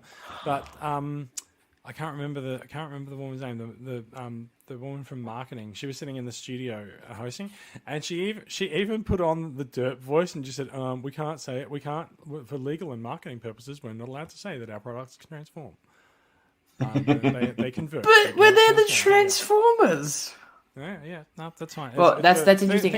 Things like trademark and copyright protection, but that's boring. Let's not go into it, please. But the thing I will say, when I did build Lego Optimus Prime, it did have his famous catchphrase in the book, Autobots convert and roll out. Yeah, I'm just like, oh yes, like that famous thing that Optimus Prime is known for saying. Yeah, I read it. I'm just like, this is completely wrong. Autobots convert and roll out. I think you might find that someone from Lego might have produced that book, sent it to Hasbro, and someone's just done a global search and replace on transform for convert and sent it back. That's weird. That's weird. Convert just sounds like they're changing like political persuasions. Hey guys! There's a big purple meanie we need to talk about. Oh yeah, the best. We'll see a doctor about it and get it popped. Ew. I don't know if you can pop this dude. Look, my god! Look how we can't top him. We are looking at Legacy Evolution Voyager Tarn. My bloody Tarnation. Yeah. That was, while I was watching the live stream last night, someone commented on Discord. They said my wife just came past and said, "Does he say what in tarnation?" and walked off. I was like, "That's great. That's fantastic." And then they got a divorce. Yeah. But dude, how did they do this? It looks perfect. He does. He looks fantastic. I think they said on the stream last night that Tarn might have been designed by someone from Takara Tomy. Yeah, that makes sense. Looks amazing. Very, very faithful to his comic appearance as well. Not sure if the mask comes off. Now there was a discussion coming up in here. Chris Hunt, your comment is too big to put on screen without like I'll do it and there'll be like 5 lines. There's tons of text on the bottom. Chris is not happy about some parts of Tarn. The head sculpt is a little bit off. That's right. I'll have his copy. He's not. The head sculpt is a little bit off. He said he does say there's a few things that the details are he's a little bit upset by, but I think on the balance, given that it's a $50 figure and the only other Tarn that we've seen is the MMC culture, which is can I say something on that? Actually, so I'll just speak on that. So Hasbro has released an official Tarn before, maybe even 2, but they've been non-transforming posable statues or whatever you like to call them. And like there was a Flame Toys one, and there was also there was the Cyberverse one, although I'm not sure he actually did come out in the Cyberverse. Yeah. But the thing is, so they released a high-end, great-looking Flame Toys version, a non-transforming figure of a transformer that is hooked on transforming. So it's taken us this long to get a transformer.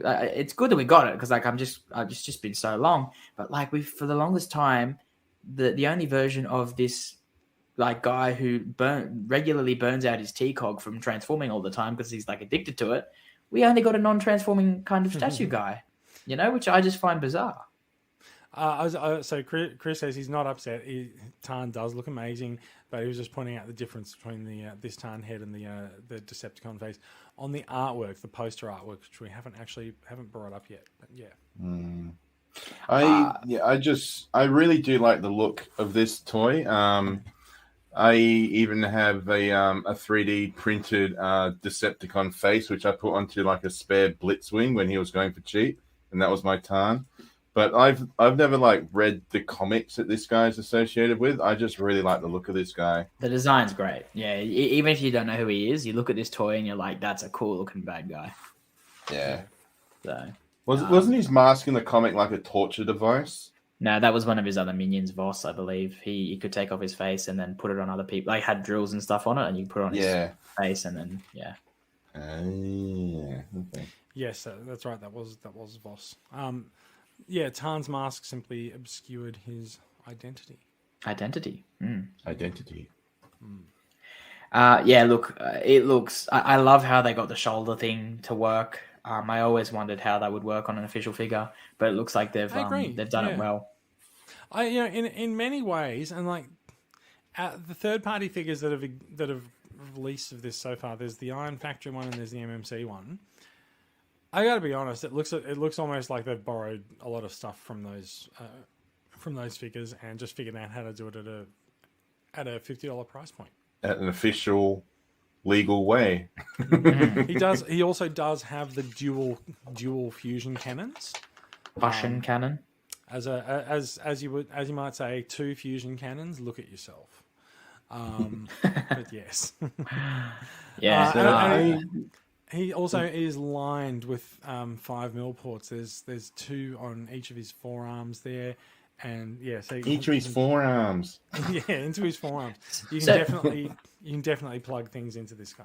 So this is his Evo. We can actually see 2 of them on his shoulder on the tracks as well. Yeah. So this is his Evo fusion mode. So he can actually combine his guns, and that's what they're calling Tarn's Evo fusion mode. Is that he can make a big gun out of his 2 other guns. Big gun. So I'm not. I only know about this guy what I've read from the wiki. So he does actually transform. Like I thought the DJD. Oh, he does. There's his alt mode. So he's a tank. Gorgeous. He's a tank. Yeah. He's a murder death tank. Mm-hmm. Oh, cool. The perfect Decepticon colors. Yeah. Yeah. Mm-hmm. No, it looks really good because yeah, when you're looking at articles in the wiki, they never really show alt modes. They always just show, robot mode pictures. So No, this guy is addicted to transforming, and he would So the T cog, which is the thing that allows Transformers to transform, he would transform so much that he burns it out, and then he takes the cogs from other the victims he's killed and puts it into him. Oh, as nameless Facebook user says, who loves classical music? I think they might be playing a little bit of Empyrean Suite there. But, well, yes. So this is. Oh, I need this figure. I need this figure. But yeah. Yeah, it looks good. Look. So that's Yeah, I don't really have that much more to say about Tarn. Like, he's fantastic. Instant buy. Can't fantastic. Wait. Fantastic. Yeah, I think he's a genius. Yeah, fabulous. Really. Ivan Reitman. As I mentioned, he is the first figure to say Comic Universe on him, I believe. Even Blur on the Velocitron line did not say Comic Universe. That's interesting. Wow. Okay. Yeah. Okay. I guess that's because Blur was a character that existed before the comic universe, but this guy has definitely come from the comics. So yeah, Is that sniper rifle mode meant to be the other member of the Justice? No. Division? It's just his guns combined. No, it's meant to be like an homage sort of thing. Yeah, but I reckon we'll get him. But that's not supposed to be Ross. No, I don't think so. Oh, okay. Well, that's an interesting question too. Does the existence of Tarn, and they did call out in the stream that he is the leader of the Decepticon Justice Division. Does this mean that we are going to get official DJD characters? Because my goodness, I mean, why not? If we actually get official DJD toys, my God, it's only 10 years too late. But... Well, that's interesting because, like, Tarn's the only one you can really... Oh, and I guess Voss because he's a space gun. But, like, the other guys are all torture devices. So does Hasbro really want to sell torture devices to kids? Which I say yes, because, like, have you seen kids these days? They're horrible. They already know. They already know how to torture people. So, like, just giving them a torture device, I'm just hoping there isn't someone from the comic universe that has 2 names that starts with N and T. Do you see what I mean? No. C-U-N-T. Okay, right, yeah. That's apparently. I'm just wondering how that would show up in the store database. Just excuse the dead air for a bit. Yeah. The TRA Gen. Yeah. Voss would be core class. Yeah, that's an interesting thought. Yeah, why not? Yeah, Mark said if they do Voss, he'd be core class. But yeah, don't know. We'll see. It's just so into Tarn, and I've got the MMC culture. I've got the Iron Factory Tarn. I've got these guys. I still want the official Tarn. Why not? I still want Yeah. it Because it looks good. You have to, as the face of the Australian Transformers podcast, you have to have official merchandise. As the head of the podcast, you have to have everything. Yeah, Everyone, everything please, official. Everything. everyone, please send me your toys. I will. What does the Borg say? I'll assimilate your collection and add it to the add your collection's uniqueness to my own. That's funny. That is it. That's it for Legacy Evolution. I don't think we have that much more to talk about from reveals from Pulsecon, which is probably a good thing because we've been going for an hour and 40 minutes. But I do want to bring up the poster. Oh yes. And why do we want to do this? Well, there's quite a lot to see on the poster. There's a lot of very very subtle detail, right? So obviously one of the big features here is Tarn. Now they've taken a bit of license with Tarn's likeness here, and there was something interesting that they said last night during the stream. They said, "Oh, look, it's pretty obvious who the main head on the poster is," and then they said, "Or is it?" And it does make me wonder if there's actually something yet to be revealed about what the head on the poster actually is. Something Quintessony? It looks like a Quintesson almost. It almost does. I was actually going to say that perhaps this is actually a hint that the Titan might be the Nemesis, because the Nemesis features in the artwork again. It does, and it's chasing a Quintesson ship as well. Yeah. So there's sorry, I'll zoom it in a little bit more. Might not come up so well on the stream. But so let's do a quick check of what we've got here, right? Like we've got the Nemesis, we've got the Quintesson cruiser. There is a clear Armada Optimus Prime there, which we've seen an Armada Optimus Prime toy hanging around in prototype form for a few years now, and they haven't quite been sure what to do with him.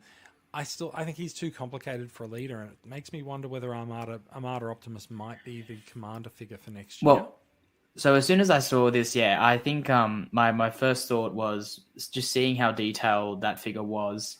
The mold of this thing we saw like 2 years ago, however long it was. He looked way too detailed for a leader, so I'm pretty sure he will be a commander. But just I'm thankful that we are getting him, because that mold looked too good just to let nothing happen with. Yeah, I think they knew it as well. Yeah. So I'm super excited for him. Are we looking at breakdown here?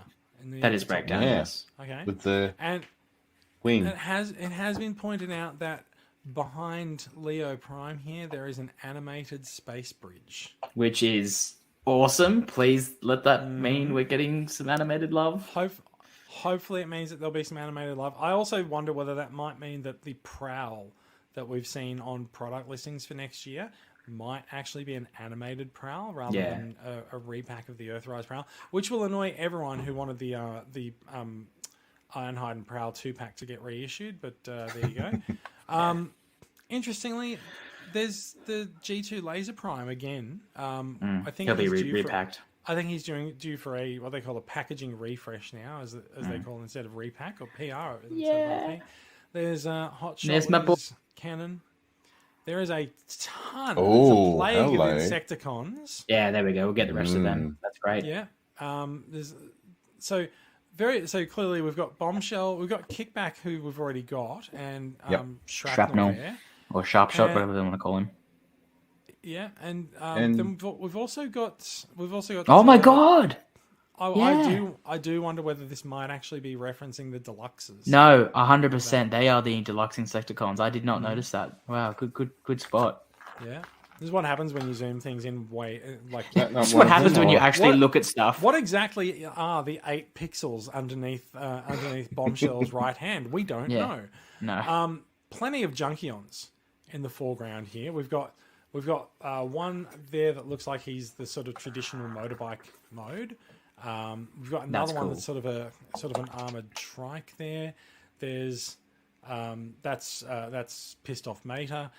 And it looks almost like looks like Lockdown almost there. But Yeah. Can I tell you what they've done Yeah. there? They've done what I thought they'd do. They've combined the front half of they've combined two bikes Yeah. with the back end of Wreck you're Hook, right. Yes. and they've made their own vehicles. So so this confirms you can make bizarre vehicles. So that's and actually if you look at the sidecar to the motorbike, that's part of Wreck Hook. Or Scrap Hook. That's not a sidecar. That's the front. That's a front half of the Actually, is that Scrapbook or is that the car, the lockdown it's actually car? it's different pieces of them. So they're all just sharing none of these pieces. none of these are straight up junkions as you'll buy them. They've all got pieces moved. Yeah, that's literally two bikes strapped to the front of Wreck Hook, Scrap Hook. Mark asks, Mark says maybe this is detritus here. I do think that it's possible detritus will just be a junkion, so it's possible that he's not a repaint of Siege Hound. There's Dinobots here, looking a little bit large for the core class, and there's another repaint of the Skids mold here, which we could recognise from the colours as Crosscut. Very interestingly, there's two versions of this poster that were released. The first version, or one of the versions that went up on Mark Marr's Instagram, that's Skids, not Crosscut. And then I think someone must have realised that they'd done goofed by putting Skids in there and then changed his colour. So yeah, so cool. Lots to see. I don't think there's any detail down the front and the foreground. I do want to say as well that the artwork that we're seeing, I'll zoom this back out. The artwork that we're seeing on packaging, on poster art, everything, the artwork has been fantastic. Transformers packaging artists and series artists have been knocking it out of the park for a really long time, and I would really, really like to see some collected volume of work, even if it's just at the end of one of the lines, just put out a retrospective book. You can even just print it on demand. Like, you don't have to like pre-print 20,000 copies or anything. Just go with a print on demand service that puts the poster art, the series promo art, the package arts. Like, put these things somewhere that fans can buy them, and actually put them somewhere where they can appreciate. Give the artists a lot more recognition. Yeah, I would also like to see them give the artists of this work a lot more recognition. That's quite right. And as you said before, I'm putting money on that face being the face of the Nemesis, because I just thought we already have an arc that has the face of the Autobot symbol. Mm-hmm. Why can't we have why don't we just get a good Nemesis? And I'd love a Nemesis. I'd adore a Nemesis. Yeah. So I think that's going to be the combined the giant robot mode's head. So that's cool. Yeah, I like that. Yeah. So I think there's a good chance that the Nemesis is going to be the Titan. And I think there's a good chance that we're looking at its face as well. I agree. I 100% think that's exactly what that is. So yeah. Alrighty. We are well into we're well into a second hour, and I think we do need to bring things to a bit of a close. I think we're done with Pulsecon. I don't think there was any much more. There was a Magic the Gathering crossover that was announced, which I'm really happy about, because for once it doesn't mean that I have to buy a new Transformer, because they're actually taken Transformers and put them into Magic the Gathering cards, and I do not care, so I don't need to. But I am, however, happy for the people who do play Magic, because this actually did get quite a bit of good buzz from around people who are into Transformers who do play Magic. They were just like, this is cool. So they're basically taking. I'll get rid of the screen share. They're basically taking characters and their Shattered Glass versions and putting them into Magic. So there's an expansion pack for Magic that sees them jump universes, and so they can. Part of the plot line for that is jumping into the Transformers universe and then jumping into the Shattered Glass universe as well. Oh, sick! I like that. I'm hoping. So I have the Transformers card game, and I'm hoping that I haven't played it yet, but I'm planning on playing it soon. I'm hoping that we can get some Shattered Glass love in that, because again, it's deserved. I think there's some big fans of Shattered Glass out there, so I'm glad there's more Shattered Glass media coming out. Yeah, a little bit of bringing the Shattered Glass universe into something else. Yeah, you're quite right. Look, we will probably be back on a regular news run next week. So things that have come up in the meantime, we can talk a lot about the Earthspark Deluxes that Mikey and I got to touch and play with a little bit at Oz Comic Con, and we can talk about those I think next episode. But I think for now, I think that's the end of news. While we have three of us up, do we want to talk about new acquisitions? I'm going to awkwardly throw to Bradley first because it's been a long time since Bradley's been on, and I know he has new figures since he's been on. But maybe just choose some of your favorite most recent acquisition. Well, tell us. There's Junk Heap and Retgar, which I was showing earlier. There's this guy. I just like the look of him on the throne. Beautiful. Jaxus, yeah. He just looks really, really good on that throne. He does.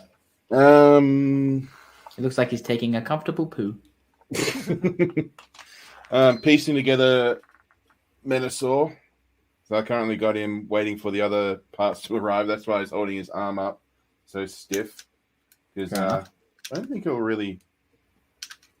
No, he doesn't seem to want to move. So I've got him like that. So he's holding... He looks like he's declaring war, but, whatever. And it's good. I really like the engineering that they've done here with the coming apart and everything. Probably the one thing I'm most excited to have, though, Goldbug. Nice. Very nice. It's just he often gets overlooked.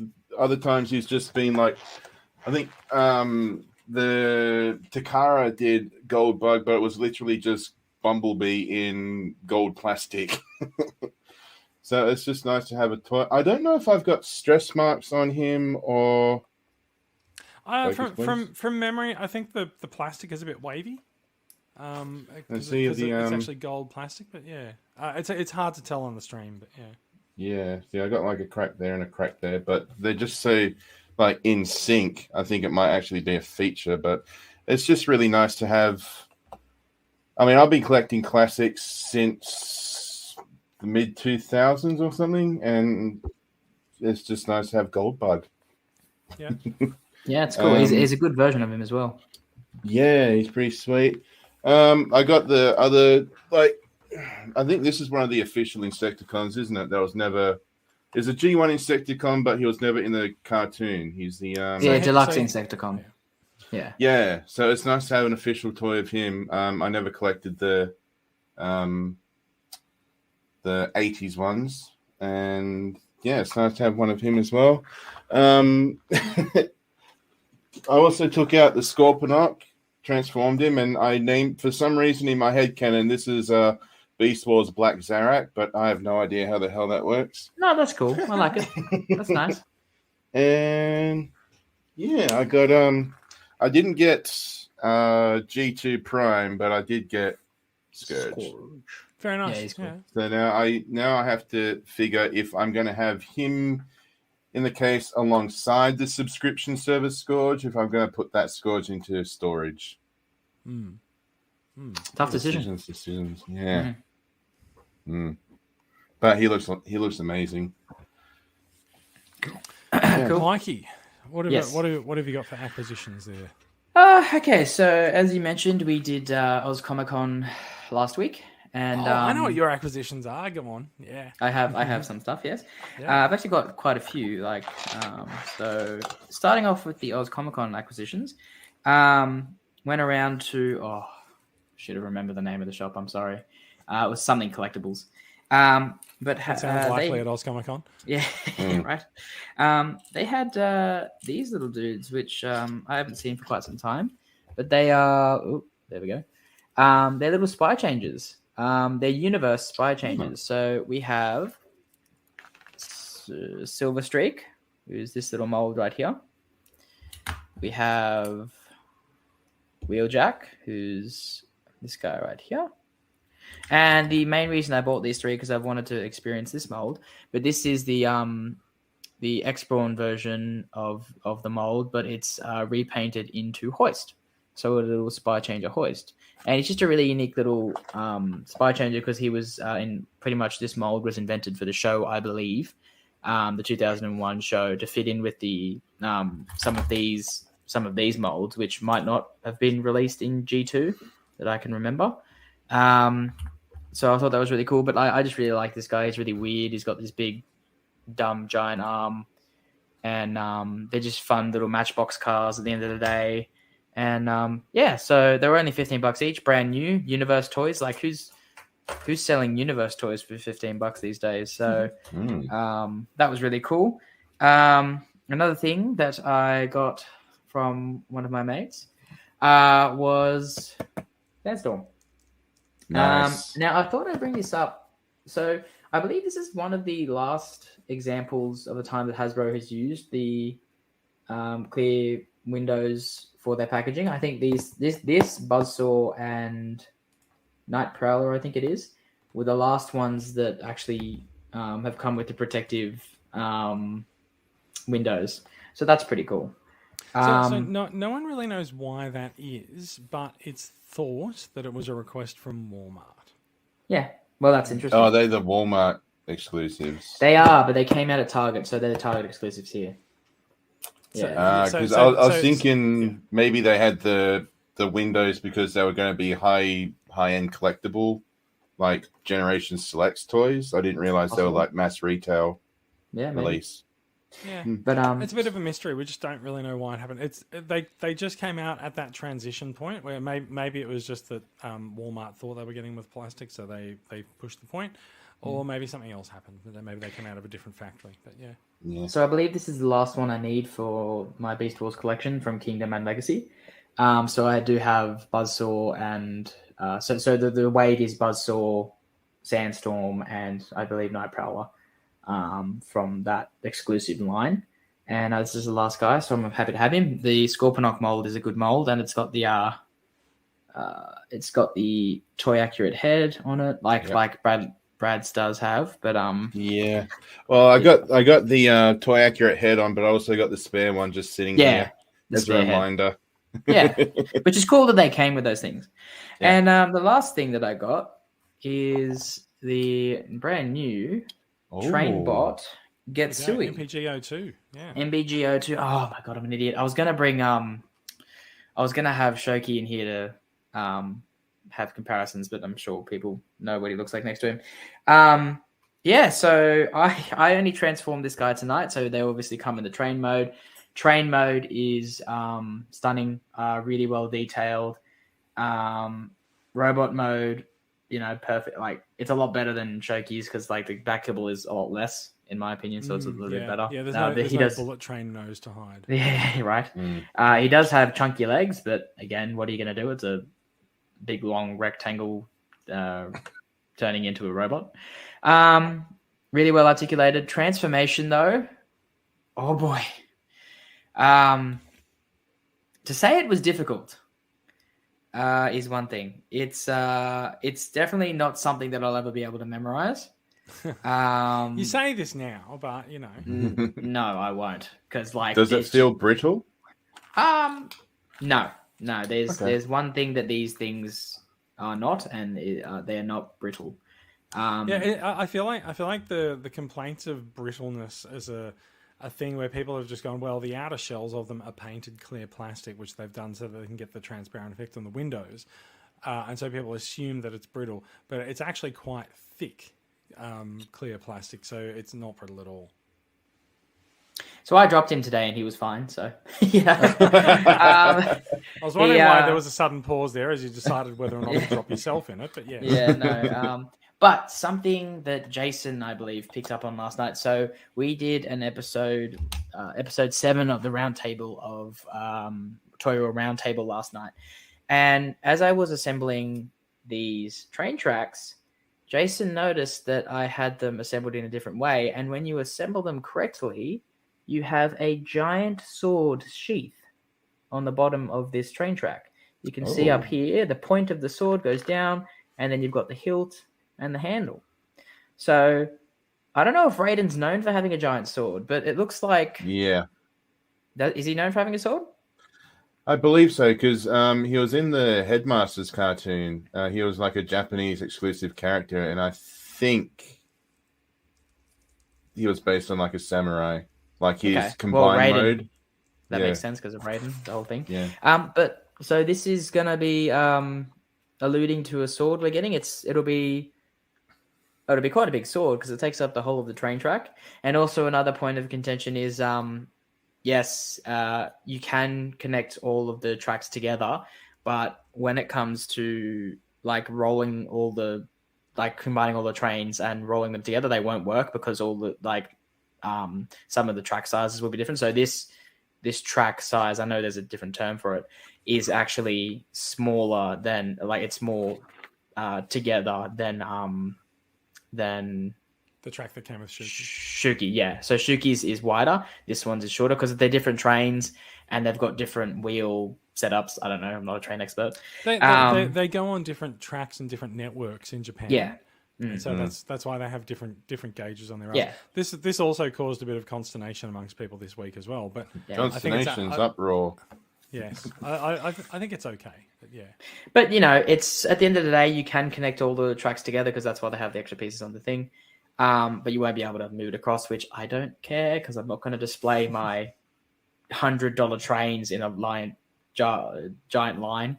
So yeah, but that was a cool thing that Jason noticed yesterday. We are getting a sword with this guy, and the other thing it seems like it, but as Mark has pointed out, Raiden's always been gun armed and not sword armed. So I don't know. Yeah, that's interesting. Well, I'm sorry, we're not the only one that sees this, right? If you look at that, that looks like a sword, right? You got handle, hilt, blade. So I just really like how in the Headmasters cartoon, the Decepticons just used a space bridge, but the Autobots needed a fucking train to use the space bridge. It was just very, very Raiden was pretty cool to look at, and I should start collecting these toys because the original G1 Raiden toy is probably either dust or thousands of dollars. Yeah, ridiculous. So, could be thousands of dollars of dust. Thousands of dollars of dust. Yeah. I had a. It's actually the title of my autobiography. Okay. I didn't know you were a drug addict. I had a KO, not knowing, but I had a KO version of Raiden when I was little. They had a whole box set of the train bots, and I tore it to shreds because it was a KO and it was poor quality. But that was cool to own it at the time. I didn't even know who it was because I didn't know he was an actual Transformer, so that was cool to have at the time. So it's good to have these, as an official thing. So these, Jason, what are these called again? These parts of the train? I believe they're pentagraphs. So the pentagraphs. So he comes with 2 die-cast pentagraphs. They are die-cast. They do not. So they fit in on the train, and they have nowhere to fit. They have no place on this robot mode. So if that annoys you, then that's up to you. If that annoys you, then perhaps leave them in the box. Yeah, or just leave them in train mode because then they'll be on something.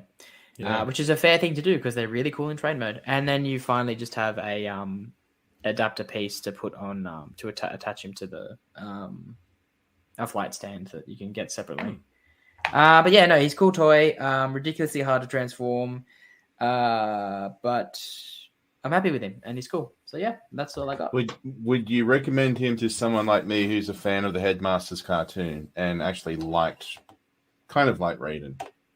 100%. Yeah. I think if you like Raiden, you should definitely be getting if you like the cartoon, then you would like the concept of Raiden. And the thing is, right, how often do we get train transformers that's not Astro Train and is not ultimately flawed because he has to also turn into a shuttle? Yeah. So the fact that we now have 6, and they're very decent. Like both of these robots are cool robots by themselves. So if you just want 6 cool transforming train robots, that's it. That you've got them. They're super articulated. Like they've got arm articulation. They've got everything right. And they've got train tracks. So it's the whole thing. And they have a bonus of combining. And if you don't like the combined modes, like I know some people already don't like the combined mode from the silhouette, you don't have to combine it.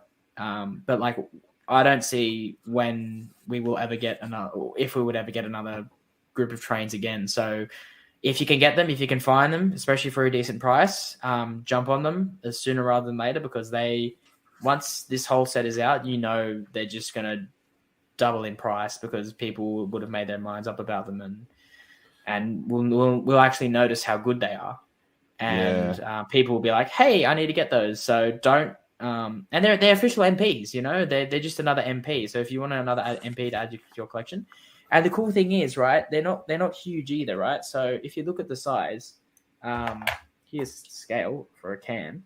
Oh, nice. They're not big. So if you wanted this as a chug representation of Raiden and the train bots, it will work. So they don't necessarily work as like real scale masterpiece toys, but that's fine. You've sold me. I'm gonna have to get in touch with J-Mart.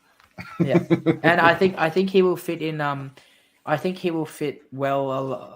I think he'll fit in well with your Menasor that's coming out now, because he's not overly huge, and he'll fit in with like Piranacon. That I've got both versions of King Poseidon and God Neptune, and I think they'll fit in scale with that. So to answer your question, yes, I think you should buy them, and I think you should buy them soon, because I can only see them going up in value.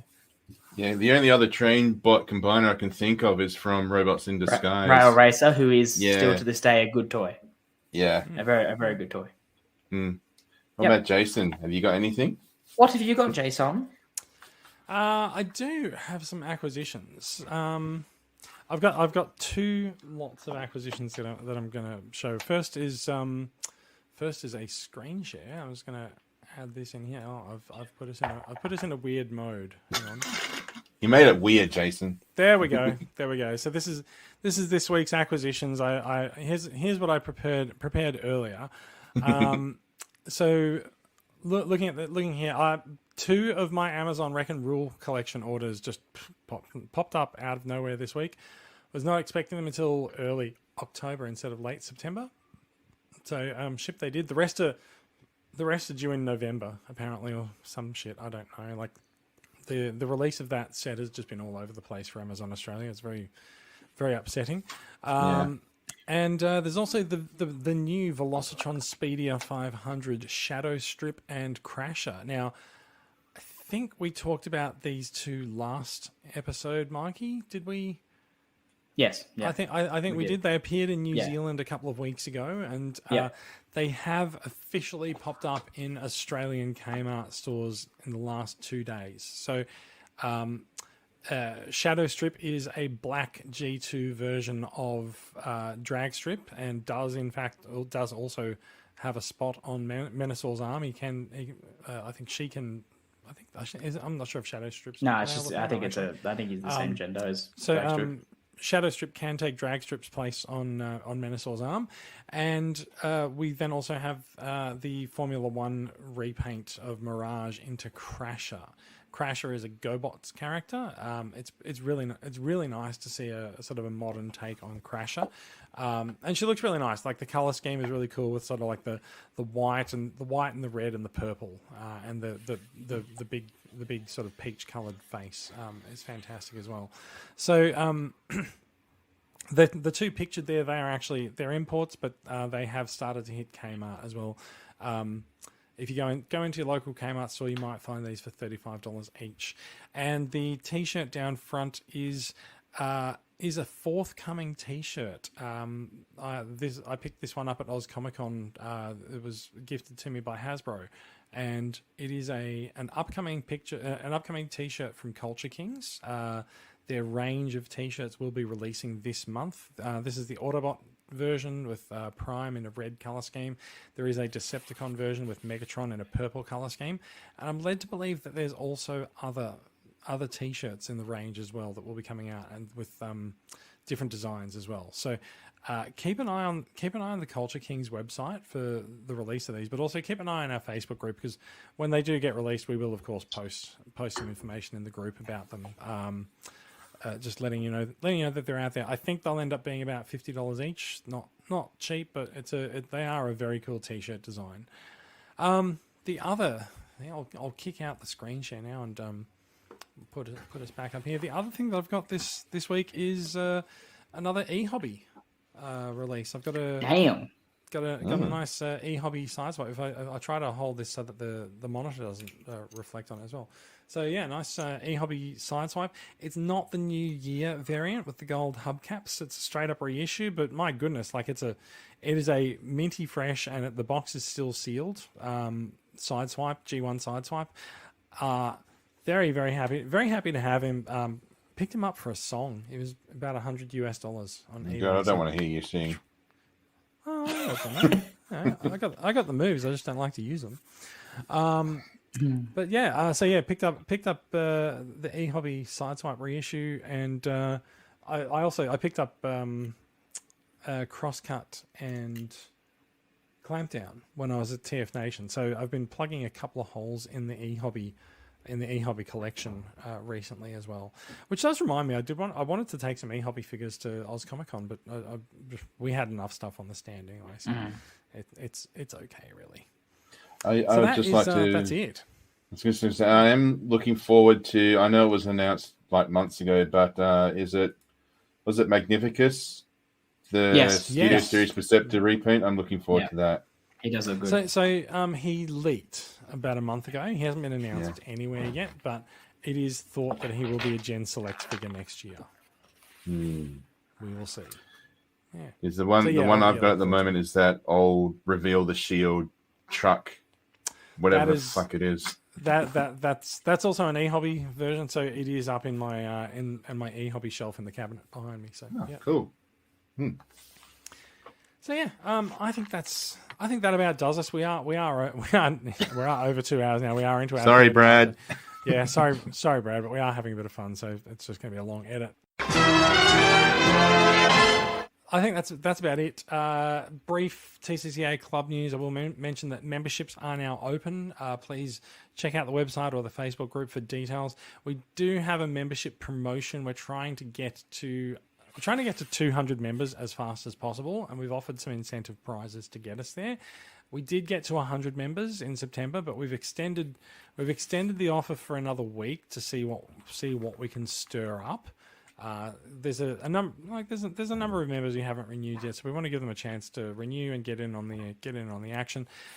Prizes include a Velocitron Cosmos, the rarest bot in Australia at the moment, an Origin Bumblebee, and a Kingdom Red Alert bots that were not released in Australia.